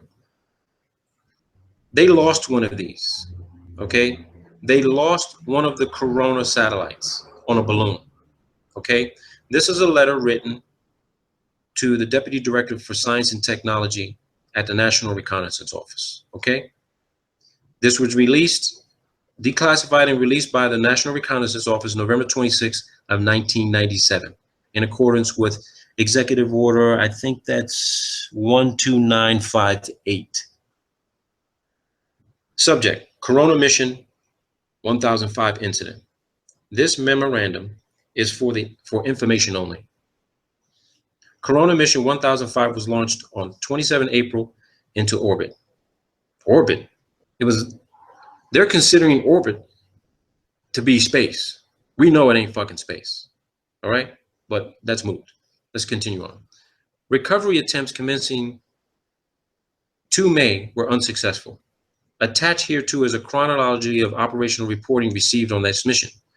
Number 3, on August 5th, OSA received word from its security representative at the Air Force Base, Los Angeles, that a satellite capsule had been reported as coming down near the Venezuelan-Colombia border. The actions taken by OSA upon receipt of this information are detailed in a separate attachment. As a result of the investigation by the OSA in conjunction with the Caracas station and the embassy attaché office there, the following facts are noted. Listen to this. August 1st, first word was received by Caracas Army attaché office of finding of a capsule at La Fria, 500 miles southwest of Caracas in a remote region of the Andes. August 3rd, reconfirmation of capsule finding made by telephone call to Caracas embassy. August 4th, representatives of the embassy viewed capsule at San Cristobal, to which it had been moved by political police. First press stories appeared. August 5th, capsule flown by host government to Caracas. August 6th to the 10th, capsule held by Minister of Defense of Venezuela. All right. August 8th, team from headquarters arrived at Caracas consisting of a security officer and a technical officer from the OSA office and a technical officer from the National Reconnaissance Office. August 10th, capsule turned over to embassy, examined, and reports made by the headquarters team. Copies of pertinent cables on technical and security aspects attached. August 12th, security officer scheduled to return capsule to West Coast. August 6th to the 12th. For the record, it should be noted that on Thursday, 6th August, a request was made by the CIA to the NRO to convene a meeting of the Interdepartmental Contingency Planning Committee to assess the problems, coordinate procedures, and assign responsibility for responding to any news media queries which might arise. Now, what's interesting about this, they noticed there was a label that there was a secret label on a satellite. It was marked secret. They removed that classification from it. This is regarding the history of satellite reconnaissance, volume 2A, SAMOS. Remember that name, SAMOS, okay? The SAMOS satellite, because here's what I'm going to take you to next. This is the list of all balloon launches from the Esrange Space Center in Sweden, okay? Now, let me take you to the Swedish Space Center. And here is the Swedish Space Center website. This is the Swedish Space Center. And as you can see, they have balloons and rockets, payloads. This is their website. This is their website. Swedes, the Swedes, okay? It's the Swedes. Here's their Space Center. They do balloon launches. Now let me take you the document I downloaded from their website. Now, this is a list of balloon launches from the Esrange Space Center starting December 9th of 1982. Remember that term, Samos? You can read these documents for yourselves. We don't need to keep going through all this stuff together. I put a lot of this shit out for you people so that you can see this. You see they talk about weather satellite program, mapping satellite program, realignment controversy, new directions in satellite reconnaissance, okay? But let me take you to this document, which is very important, from the Swedes. This is not US oriented. I got this from a foreign country, okay? So you look at some of the launches. These are balloon launches, people. These ain't rockets. It says it, list of balloon launches. There's going to be some things here that you may see that are going to catch your eye, all right? Because I want you to look. You see the campaign, you look at the payload, all right? You got campaigns and payloads. And we're not going to go through all these codes, but you're going to see something that's going to catch your attention, all right? We're going to keep going through this, all right? Keep going through it. You're going to see something that's going to catch your attention, that's going to blow your mind. You see this, people? What does that say? Mir. That's the Mir space module. February 24th, 1997. Here goes another one. Mir. March 17th, 1997. Mir. Okay? I want you to see these things. All right? I want you to see these things. Let me take you to another one here, because there's let me hang on. Let me see. Here we go. Two more. Mir. February 18th, February 19th, 1999. Mir. It's the Mir space module, people, on a balloon. The ISS does not exist complete the way they show it on television. Here goes another one. Mir on a balloon. What they are showing you of the space station is a computer-generated image. They are not showing you the complete module put together, flying at 17,000 miles an hour. Here you go. Look at this. Support Mir. They sent up a support balloon to resupply the Mir on a balloon. On a balloon, people. Look at this. Orion. Orion payload. Look at here.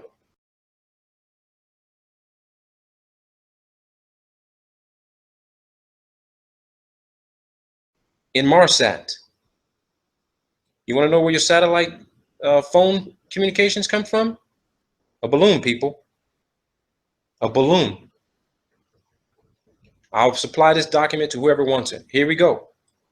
Inmarsat test. Balloon.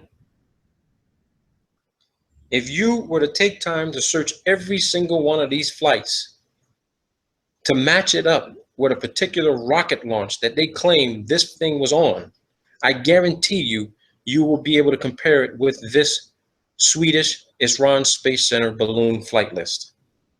Balloon flight list. Balloons, people. That's your program. It's always been your program. Look at this. Mir short duration. Mir VLD. You got two VLD. Look at here. More Mir. This is in 2002, people. 2002. For those in Europe, you ever heard of Enviasat? Look at Enviasat. Enviasat. These things are supposed to be testing the atmosphere for particulates and, you know, for pollution control. Balloons, people. You can't come to any other conclusion. You don't have any other information to prove you were at the launch pad and you saw them put this thing inside the nose cone of a rocket. You didn't see it. You can work for NASA, you can work for the Germans, you can work for the Russians. You did not see what you thought you saw going into a nose cone of a capsule and with an unedited video stream and put on a launch pad and launched into the sky on a rocket. You didn't see that. Look at NASA. Why is NASA using the Swedish to launch a balloon for them? Think about that. They're everywhere, people. They're carrying out the deception, the fraud, the hoax, the scam, the bullshit. It's all here. It's all here, people. I keep saying it's not what you know, it's what you can prove. You can talk about it all day long. You can claim this is your theory, this is your hypothesis. You ain't got no documentation to fucking back it up. You just want to show some bullshit video and you're not a videographer and you don't know how to do video analysis. You got to get the documentation. And here's the documentation right here. NASA, 2011, LED, ESO, high wind. Just check these out. Because I have. NASA, 2003, 2013, Sunrise 2. Look at that. Balloon. Balloon, people. That's a complete list. It goes all the way to 2014. 2014, people. 2014. There you have it. There you have it, people. I don't know what else to tell you. I really don't know what else to tell you. Check this out. Just check this shit out. Check this shit out. Another satellite being launched from Antarctica. Check this out.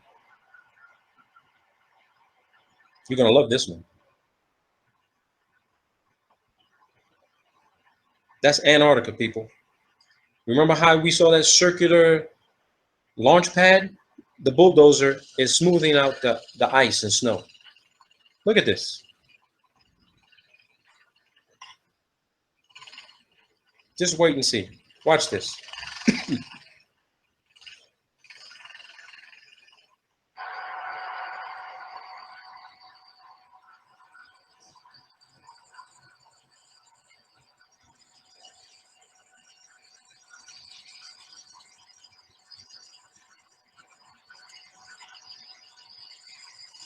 This is McMurdo Station in the background. McMurdo is right back here. They have line of sight to this airstrip.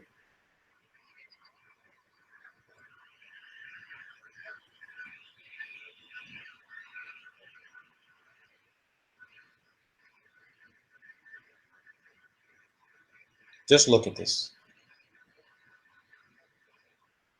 This is your billion, trillion dollar fucking satellite program. A goddamn fucking balloon. A balloon, people.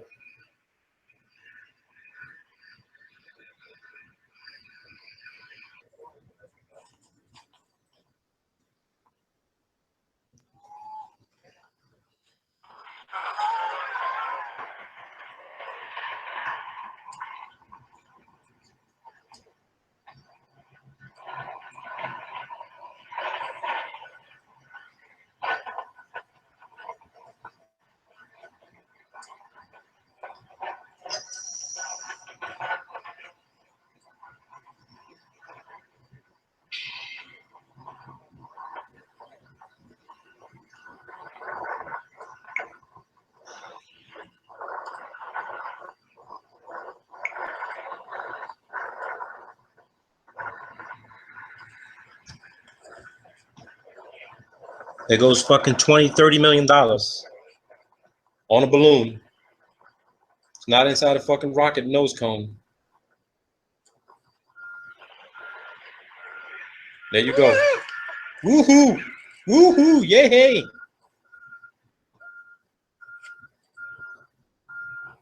Now you want to know what NASA is spending all that fucking money for? On helium? NASA has spent a shitload of money on helium. So you got to ask yourself, what the fuck is all that helium for, right? You think, okay, maybe it's for the vacuum chamber. They're doing all kinds of testing. No, bullshit. That fucking helium is for their fucking balloon program. What else would you use fucking helium for? What would you use helium for? You use fucking helium to fucking float.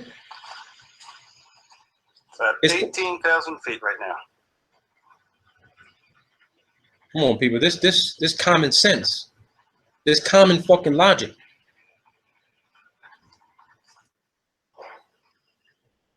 Okay, the payload is now at 105,000 feet. Look at that. 105,000 feet. Quite well, even with the naked eye. It's nice and well inflated now. So based on the size of that balloon, Now we're at about 120,000 feet. Look at that. So these things got to get to at least 150, maybe 100, maybe they can get to about 180,000 feet.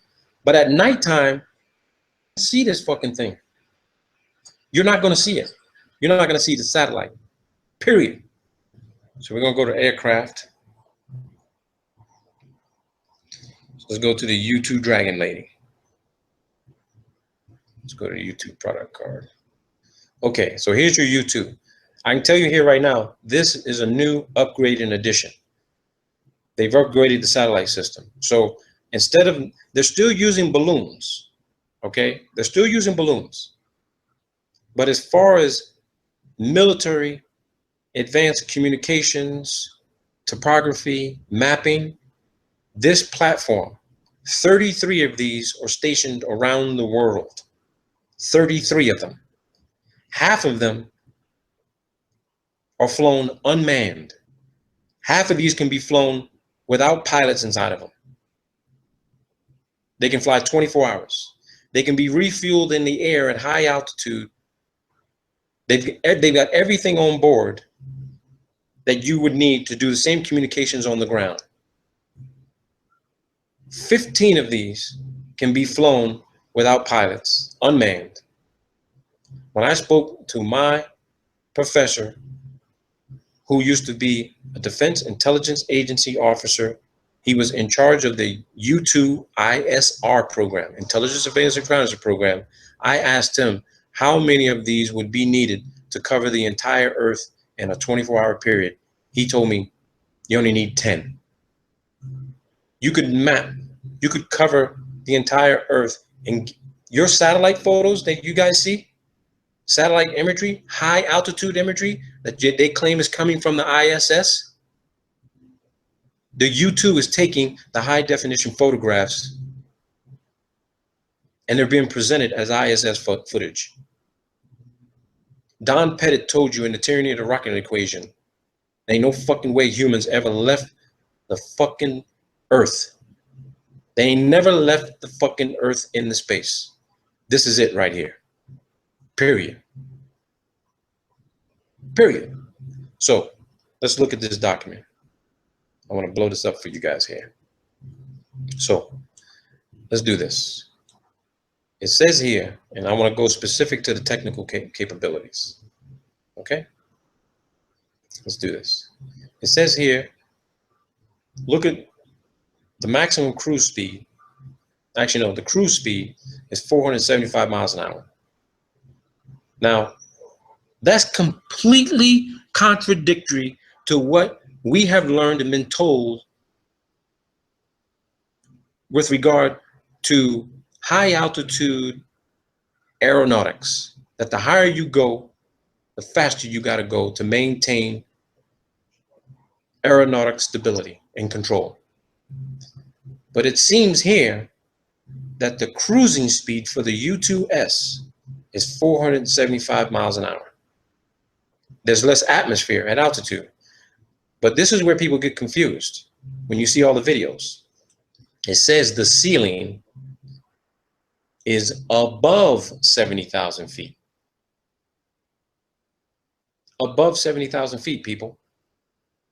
The max altitude of U2 is not 70,000. The ceiling is above 70,000. The range is greater than 6,000 miles, which means if the cruising speed of U2 is at 475 miles an hour and it can go above 70,000 feet, that means that there's definitely atmosphere that is breathable. You can operate in it above 70,000 feet. And you use less fuel at 475 miles an hour above 70,000 feet. This is the cruise speed. Maximum weight, 40,000 pounds. So would you think maybe possibly they could put some sort of advanced optical scope on this bad boy? Because the Hubble was 27,000 pounds. Maximum weight of this is 40,000 pounds. So how much advanced imaging and communications equipment you think you can put on this platform? It's twice is twice the mass of Hubble. Flying at above 70,000 feet. Here it is right here. And look at the price. Here's what's interesting to me, the coincidence, people. The Hubble, they claim, cost $1.5 billion. The Hubble, 1.5 billion. Look what it says here. The recent 1.58 billion in system upgrades includes sensor upgrades, improves radar, multi-spectrum imaging and signals collection, sensors and data links, a new F-118 GE 101 engine, improves range and altitude, lowers operating costs and reduces weight by 12%. Glass cockpit, new defensive suite, improves survivability against the latest generation of missile and fighter threats. 1.58 billion. The Hubble, 1.58 billion. Sophia, 1.5 billion. That's the magic number for a lot of this bullshit. $1.5 billion is the number these government agencies are using. It's probably costing half of this, and the other half are going in the fucking pockets of your fucking Senate and congressional fucking representatives and their fucking contracting companies who are building this bullshit and telling you, oh no, it's all going up on a fucking rocket. It says here, reconnaissance and surveillance from the stratosphere. The stratosphere.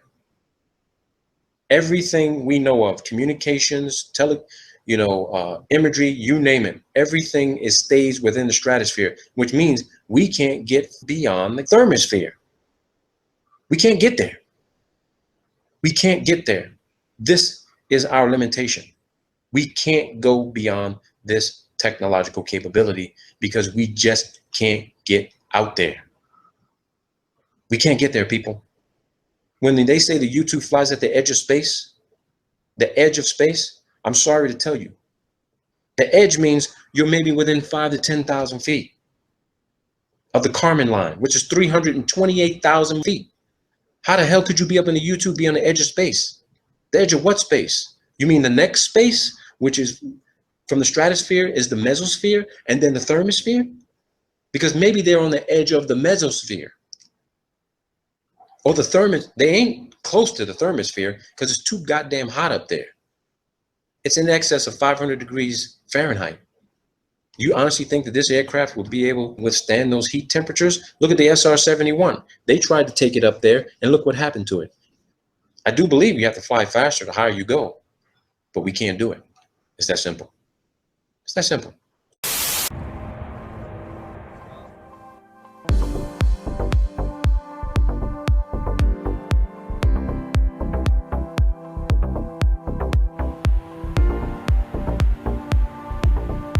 On our way today to New York, we will cross the Atlantic Ocean, and there's limited or no radar coverage from ATC. That's why we followed, let's say, highways in the sky, and all the aircraft are separated from each other 10 minutes, so we have to fly a fixed speed over the ocean. And they are chosen in such a way that they are most economical. On our routing today to New York, we try to prevent the headwinds. And so at this time the tracks are very southerly to prevent the 200 knots headwinds northern part of the oceanic. In a minute we're gonna request the clearance from ATC for our track today to New York.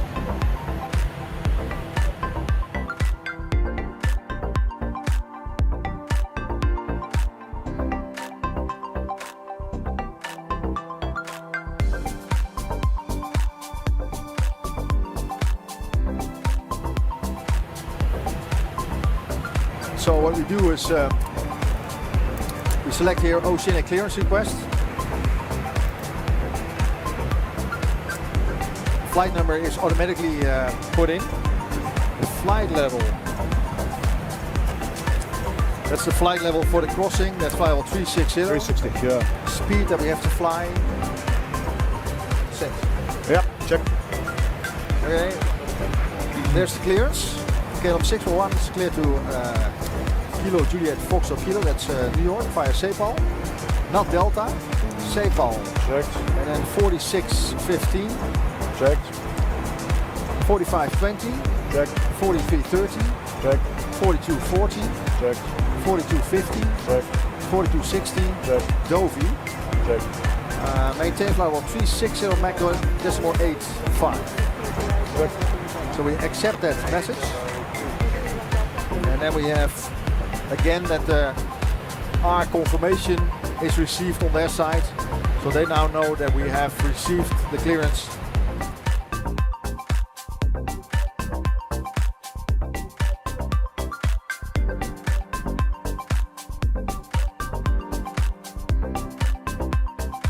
KLM 641 heavy to send, maintain 7,000.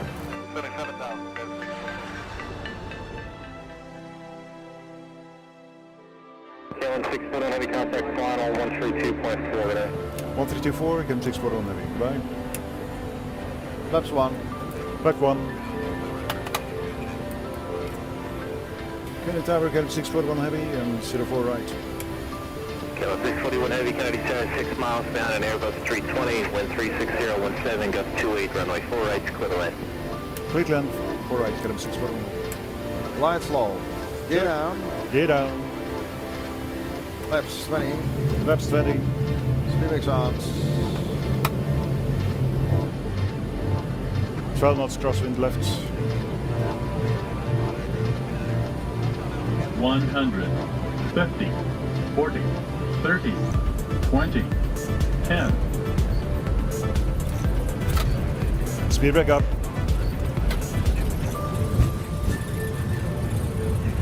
Reverse normal.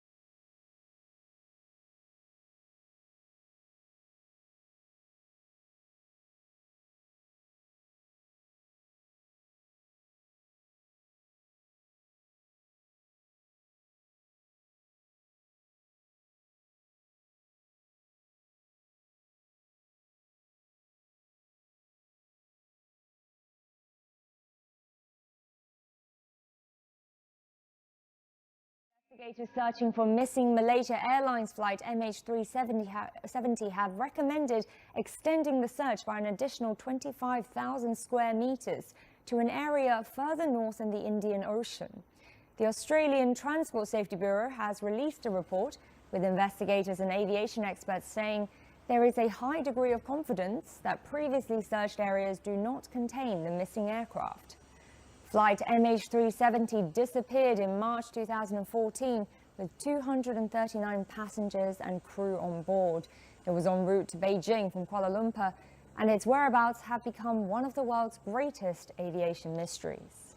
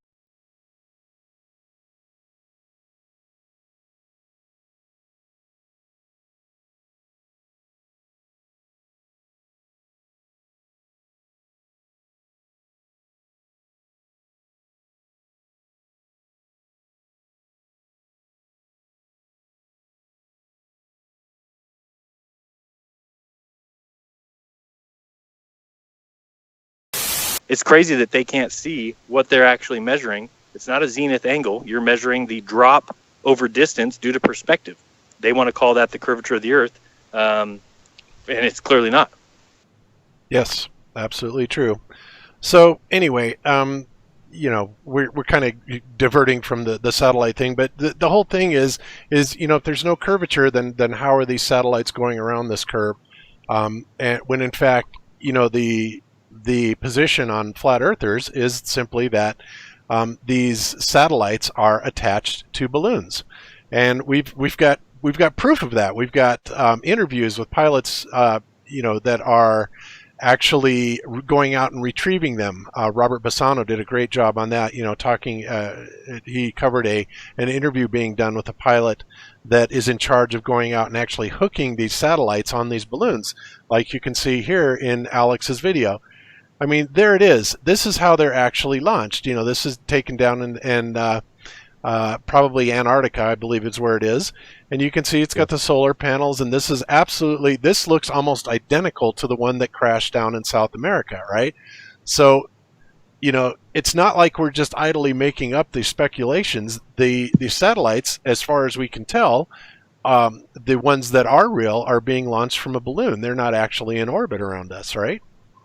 Yeah, and if you had question, sorry, I was going to say a few weeks ago, Jeran, you did a 4-hour live phone-in, and there was a guy that phoned up, if you remember, who his dad used to work on satellites, and then he remembers his father coming home and just being a different guy for a while, and just couldn't work out what was wrong, and the whole family unit was a little bit. And then one day he said to his son, "Yeah, I do owe you an explanation." I don't know if you want to elaborate on that story, or if you can remember that caller, and also whether you managed to secure an interview with the guy's dad that he was talking about in that story. To ask me if I can remember that story is funny to me, because it's like anybody who's heard that story, I hope that it's embedded in their mind, because it is mine. I mean, that's the kind of thing that is, to me, the tipping point, or should be the tipping point for people. Now, I can't verify that story, and again, this last month, and I think that was about a month ago, I did that video, or that call-in show.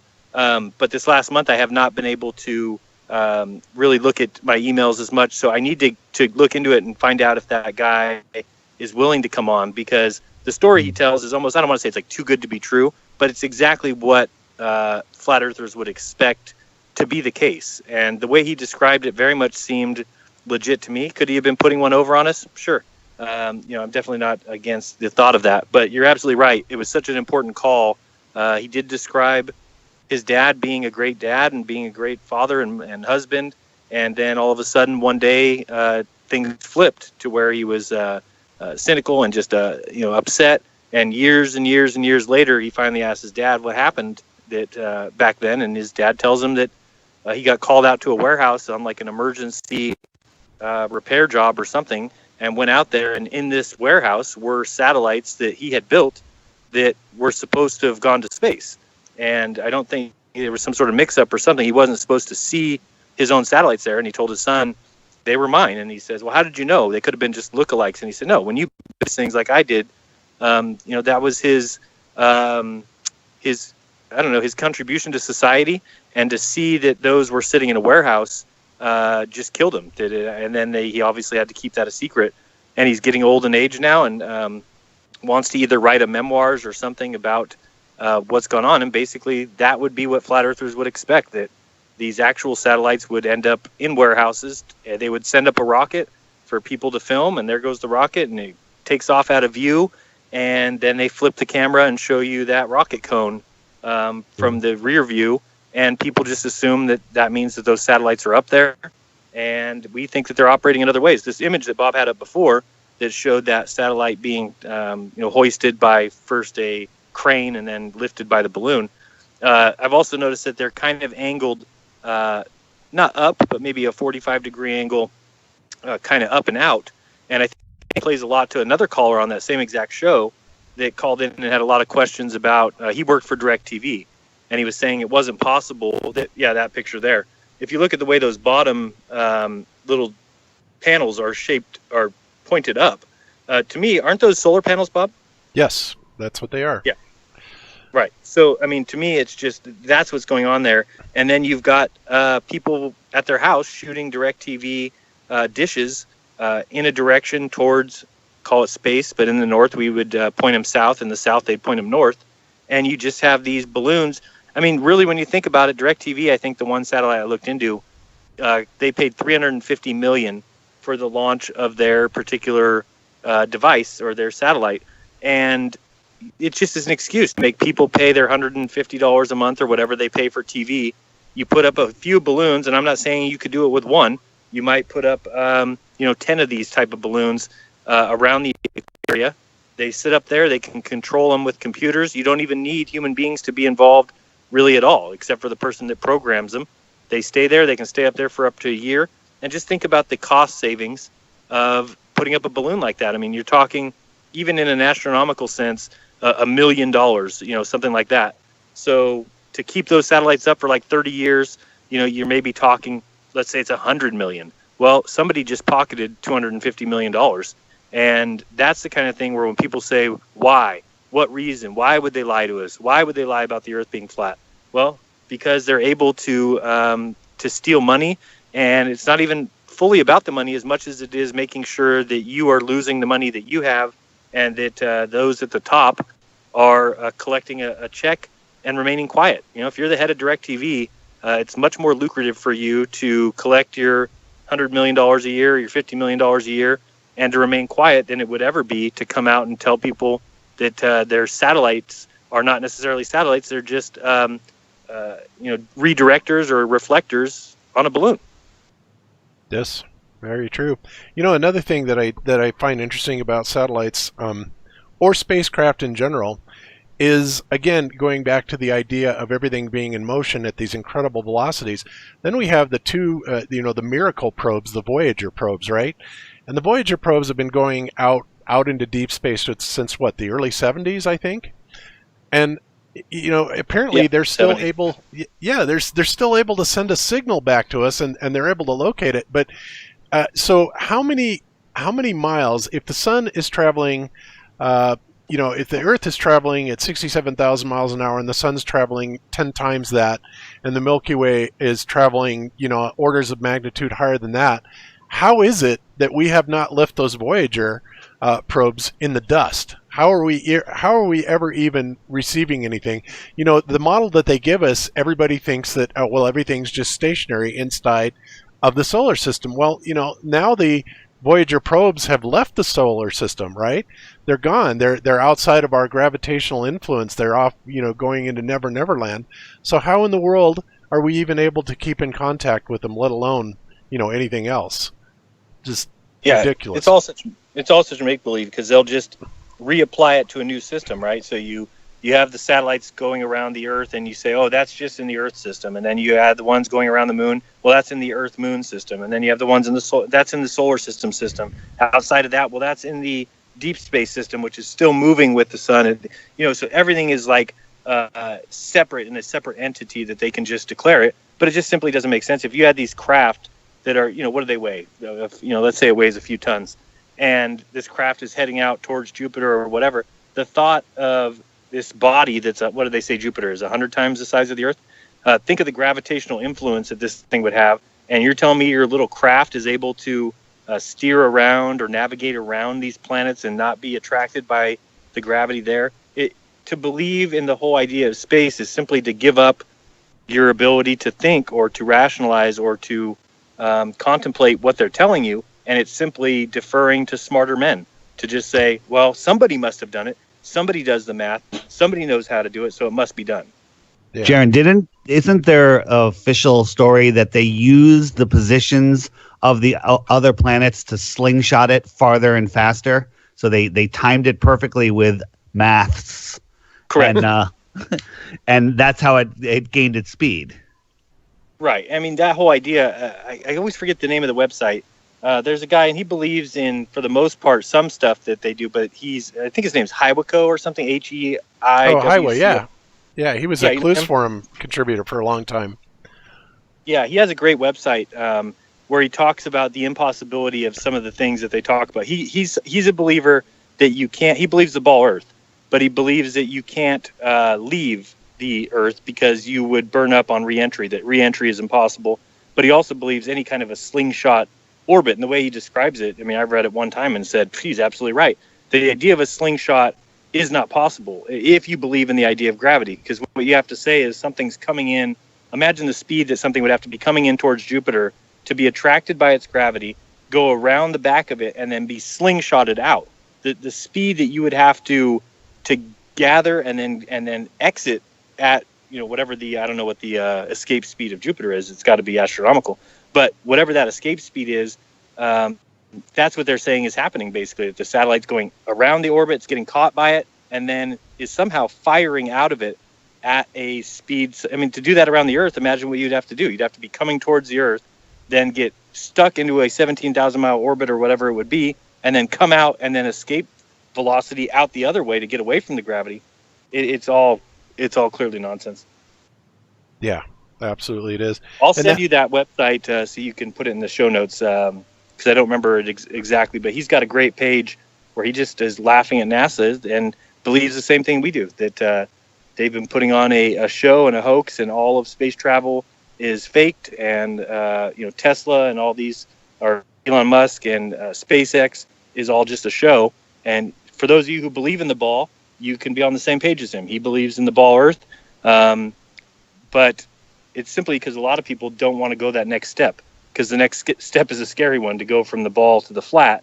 But at least you can read his reasons for believing in the ball, but believing everything from NASA is complete and total hoax. Yeah. Yeah, I think it is Hiwa, that's right. But Hiwa, he went by the name Hiwa on Clues Forum.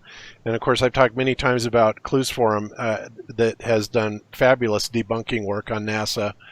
They don't quite buy into the flat Earth theory yet, but they have annihilated NASA and all their shenanigans quite soundly.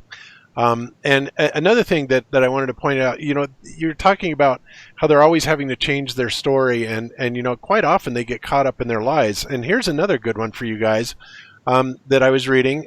This article is titled, NASA shows off a probe that will touch the sun in 2018 and attempts to predict the devastating solar storms.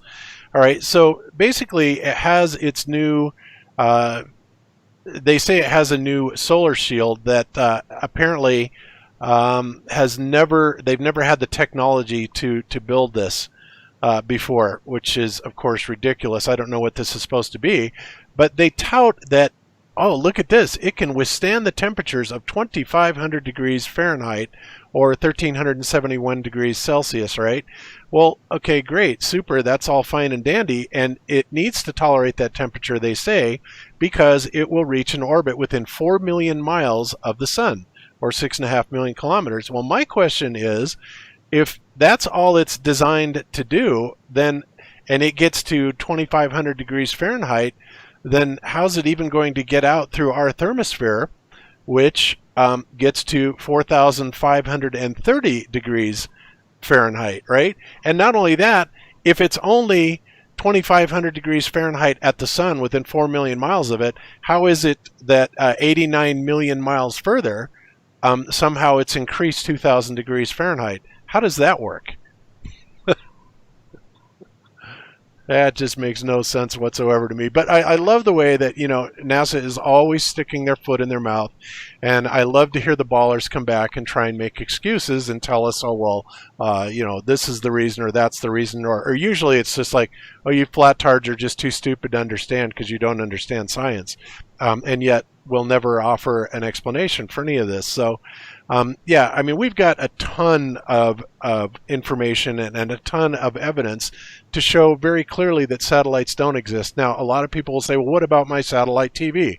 How can I point at a very specific spot in the sky and get reception from that? And again, that could be that there are balloons up there, or even an array of balloons up there. And, the response to that is typically, well, yeah, they're just blowing around all over the place. How would they ever remain steady? And the answer to that is no, they're not blowing around all over the place. And we've seen evidence of that from, the high altitude skydiving that was done, right? The guy jumps out of the the spacecraft, and there isn't even any wind present to blow his clothes, even though he's reaching supersonic speeds coming down, right? So the thing is that when you get to those altitudes, 100,000 plus feet up, it's obviously very, very still up there. So that is one way where they can actually put those balloons up there and keep them at station keeping quite easily, because there's really nothing moving them around. And even if that wasn't the case, even if it was some other possibility, there could be a geometry that they are not telling us about, in that they are ionizing the dome, if there is a dome, or, you know, for those of you that believe in the dome, and I've said many times I believe that it is there. I think there's enough evidence for it. And if so, it's likely reflecting back these microwave signals. And if they beam a signal at it and they know the geometry of the dome, then they have a pretty good idea of what it's going to be coming down at. Now, of course, a rebuttal to that is going to be, yeah, but Bob, satellites work on transponders where they have a different uplink frequency from a different downlink frequency. And yes, that's absolutely true. That would be more of a case then for them utilizing a balloon as a repeater. However, they can also bounce that uplink signal or the downlink signal off the dome as well. It would stand to reason. And we know that radio signals do bounce, and, you know, because they do things like multipath, and there's all kinds of technical terms for it. This is no secret, and it's certainly not woo-woo science. It can be bounced. In fact, look at radar. What do you think radar does? Radar is about bouncing things off of targets and returning back to a specific receive point, right? There you have it. So there's just a lot of evidence. Bob, can you explain what scatter is? Sure. Scatter is like kind of a diffusion. It's when basically the signal will hit something and it will take several different paths or multipath. In other words, it scatters out in all different direction. And of course, what that does is that causes a condition called multipathing, where it's a problem for a lot of receivers because there will be a slight time delay in each one of those scatter signals. And so you will get several signals coming into a receive point at once, and it will be horribly distorted because they're all coming in at slightly different phases, and oftentimes it makes the signal unusable. Right, and I think that, you know, the work that like Claude Shannon did with information theory was really realizing that you could put a whole bunch of extra data, a whole bunch of extra bits in these signals, and you could really break that signal into a million pieces. And as long as you have enough extra data, so basically you send redundant signals so that when it breaks up, and this is all calculable by obviously these guys that I couldn't calculate, but we know that it's true. We know that that's happening. So what it could be is they're simply sending up these signals, which are extremely powerful at a certain frequency, that even when they're broken up and scattered, the receiving piece, as long as it's not far from that I guess you would call it reflection or the ionosphere, that what's received by them is something that can be put back together. So if you did something like that, then everybody could shoot their DirecTV devices at a certain location in the sky that is basically repeating that signal, which I guess maybe the DirecTV signal is coming from the ground. Basically hitting the sky, breaking up into a million parts, and as long as you have something up there to capture it quickly, which could be these balloons, then the signal is still fine to where somebody can pick it up. So yeah, I was just wondering what they mean by scatter, and I thought that's what it was. Well, and obviously it's much more detrimental to an analog signal, but in digital signals, they have methodologies of error correcting called checksumming. Okay, right. And basically, all checksumming is there will be a value that's assigned to a packet of data that goes out that adds up to a certain checksum amount. And of course, once that data is received, if the checksum amount matches, then it's a valid packet, right? If the checksum doesn't match up, then basically a request is sent out for a retransmission of that packet until it gets that packet where it is put back together properly. In other words, all pieces of data are there, and that's a very common method of error correction is checksumming. So, yes, absolutely can be done. That whole thing with if anybody's looking for something to research, it's a video I want to do. I think it's an extensive video because I think it really is the basis of the entire idea of the space hoax. Is the work that Claude Shannon did absolutely groundbreaking when I start looking into it and really studying it. when you look into the idea of information theory, it is basically Claude Shannon, if the world was the way that we would think, should be touted as the greatest mastermind of all time. Because what he basically realized was something that nobody else ever even dreamt of, and that is that all information digitally can be taken and broken down to the tiniest little bit, and it's all the same, meaning my voice or a video or any kind of communication can be thought of as bits, just like we have kilobits or megabits. And these bits can then be reassembled at a future or a distant point.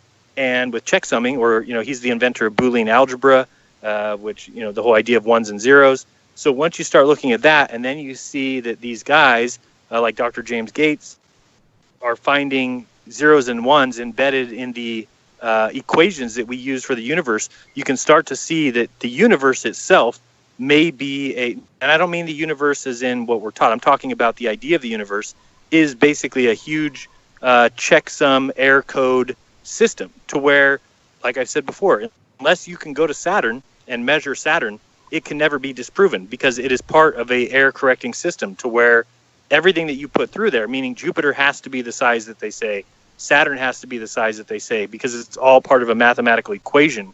It's not part of reality, but by constructing this in the way that they did, it is impossible for you to prove wrong. For instance, even the things that we're talking about these satellite dishes and them not working mentally, mathematically may actually work. It doesn't mean, again, this is the hardest thing for people to grasp, just because something works mathematically does not in any way mean it is existing in reality. And that's probably the point that I think people have a hard time getting past, is if it works mathematically, then it must be reality. And that's by no stretch of the imagination true at all. Yeah, absolutely. Absolutely not. Math simply describes things. It's very helpful as a tool, but it does not predict reality. And contrary to Red's rhetoric, math is not reality. So, hey, Bob, real quick on the satellite that's going to go touch the sun that can withstand heat. Was it 2,500 degrees? And the question was a good question. How does it get through the thermosphere, which is it 4,000 or 4,500? Yep. 4,500. So while you guys were chatting, I called NASA and I asked them, and they said just like the Apollo got through the Van Allen radiation belt very fast. So then I said, how does the sun be 2,500 degrees at that distance and then be hotter when it gets to the Earth? And they hung up on me. Well, then we went right through it. It wasn't invented yet. Yeah, there you go. Isn't that the truth? Boy, when Alan Bean said that, well, we just went right through it. I didn't even know about it. It's like, oh my God, you've got to be kidding me. I mean, that's right up there with what's his nuts that was questioned about what happens if there's a leak. That guy, the embarrassment. Don Pettit. Yeah, Don Pettit. Yeah. That guy has got to be the biggest embarrassment. So didn't he say like, if there's a leak, there's a leak? Yeah, if there's a leak, sure we have a process. Yeah, if there's a leak, I guess we do this. I mean, think about it. The space station, they would have to have procedures. I said I was up snowboarding a couple weeks ago. The main lift on this mountain had it was full. It was 5 degrees Fahrenheit outside, and the lift froze up, and there's no way they could move it. They couldn't back it down. They had a procedure for all of these people, firemen, ski patrol, to come up. They had these ropes and they had these pulleys, and they literally they got 150 chairs of 4 people unloaded in less than 90 minutes. Going up rock cliffs and everything, unloaded by belaying people down. But they practice 3 times a year. They have all of this stuff. NASA has no procedures. It's just utter nonsense. We've all been on an aeroplane, right? And we've all sat through the airplane procedures and everything that you have to go through. So same thing. Yeah. Yeah. Well, yeah, that, and of course, we've also made the comparison to Navy personnel in a submarine, right? Right. Where even the cook knows all those the emergency procedures, because why? Their life depends on it. So even the most lowly member of the crew, and the fact that they are so incredibly careful, And, even if something catastrophic happened on a submarine, usually they could even surface, right? Well, that can't happen on the ISS, but, any command that's given for navigation, anything that changes at all, it's repeated back to, just to make sure there's absolutely no miscommunication whatsoever, because every single thing they do, their life is hanging on it. Whereas, in stark contrast, you have the guys on the ISS running around in gorilla suits, so... Jeez.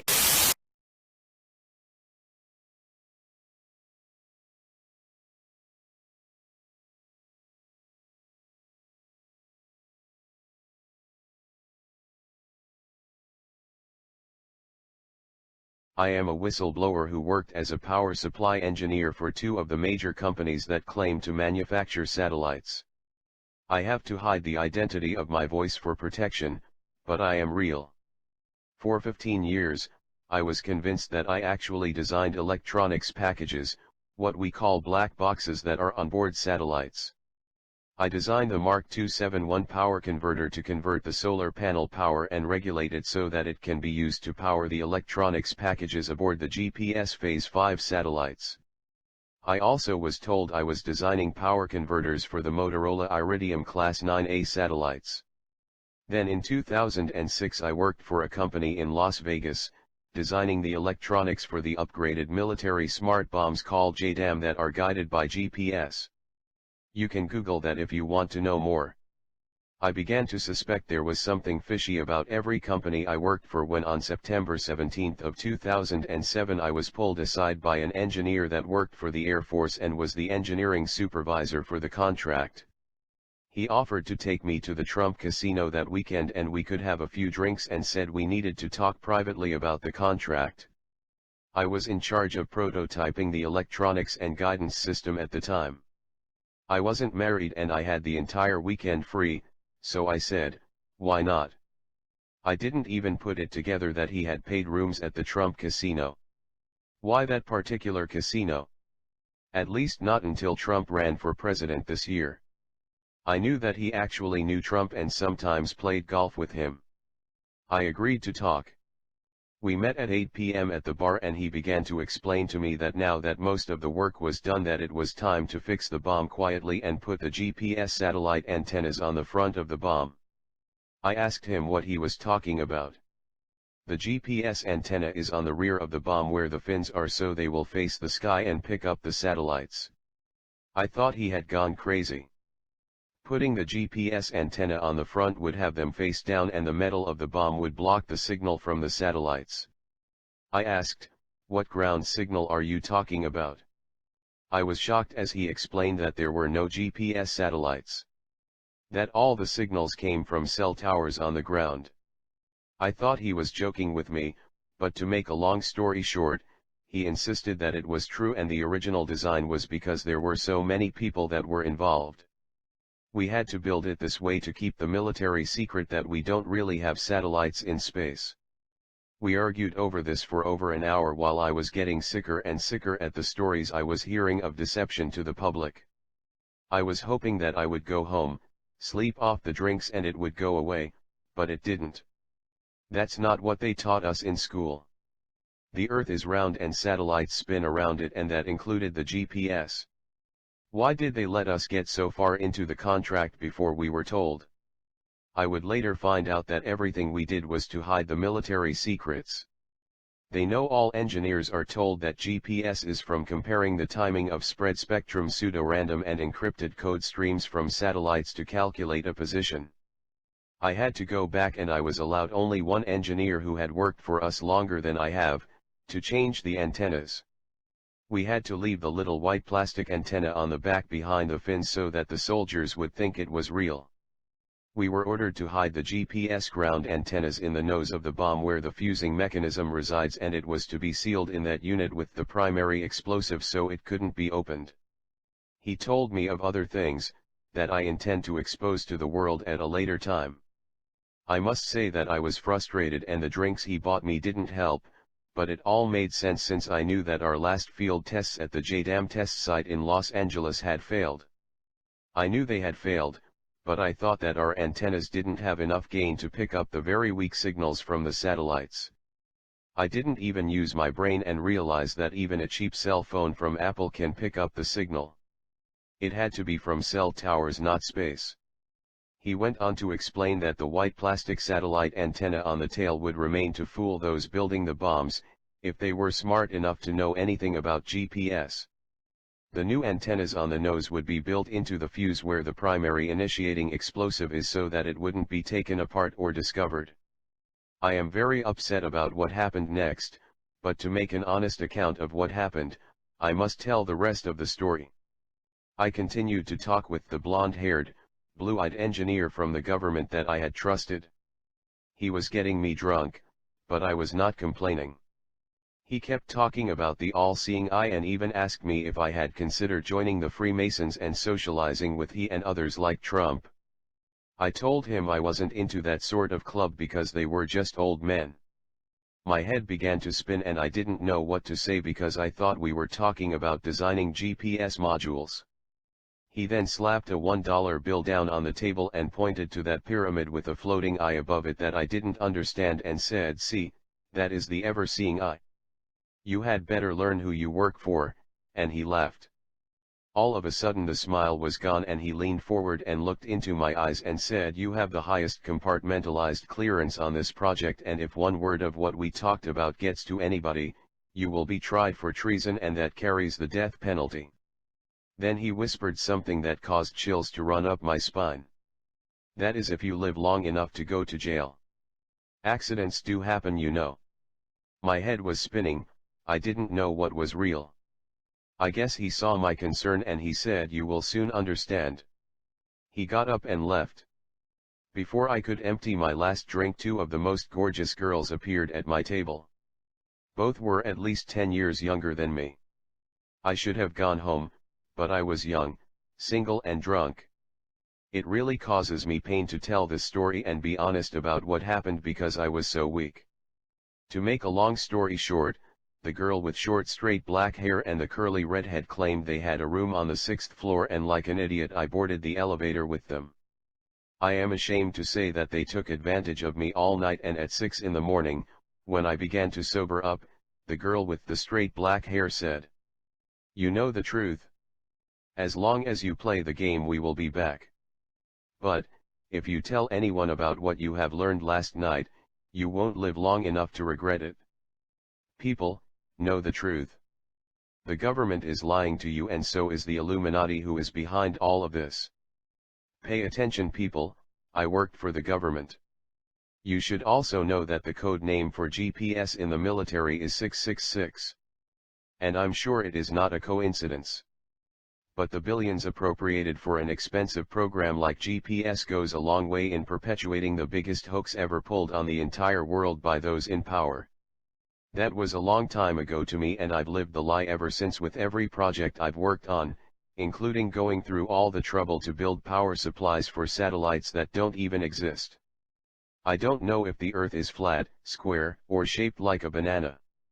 What I do know is that finding out GPS doesn't come from satellites, and that there are really no satellites, and exposing that could get me killed.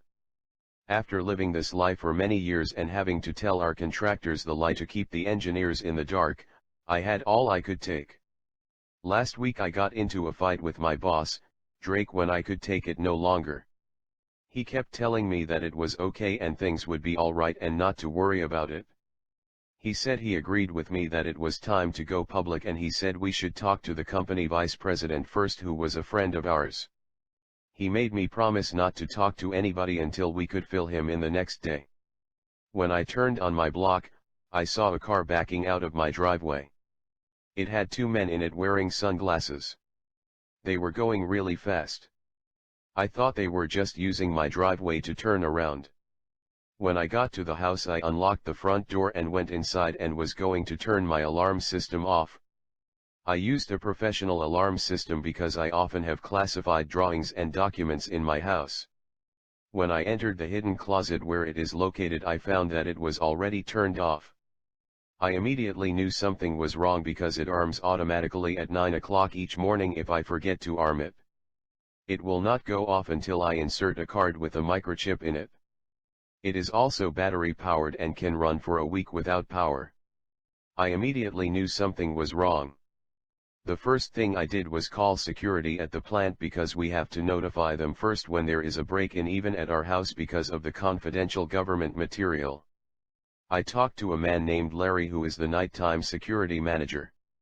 He told me that under no circumstances should I call the police and they would be out in less than 20 minutes depending on the traffic. These are not nighttime watchmen. They are security contractors from a company that was deployed in Afghanistan and they were authorized by the government to protect their secrets at our company. Larry told me to stay in the house and lock the doors and don't talk to anybody until they arrived. After about 5 minutes I started getting paranoid that something was wrong. At least I thought I was paranoid. My neighbor is a contract agent that works for NASA who protects 2 of the astronaut pretenders that live in our town. We had told each other a lot of things that we probably shouldn't, but I've known him for 20 years and we even drank together on Saturday nights. I went over to his house and quickly told him what was going on and that I thought maybe I said too much at work. Being a special agent for the government, he said he would come over to my house and look around. To make a long story short, he found 4 pounds of C4 explosive hidden in the back of my bedroom closet that was on the wall next to my den. He grabbed my arm and literally dragged me out of the house. We ran to his garage and loaded up in his car and took off.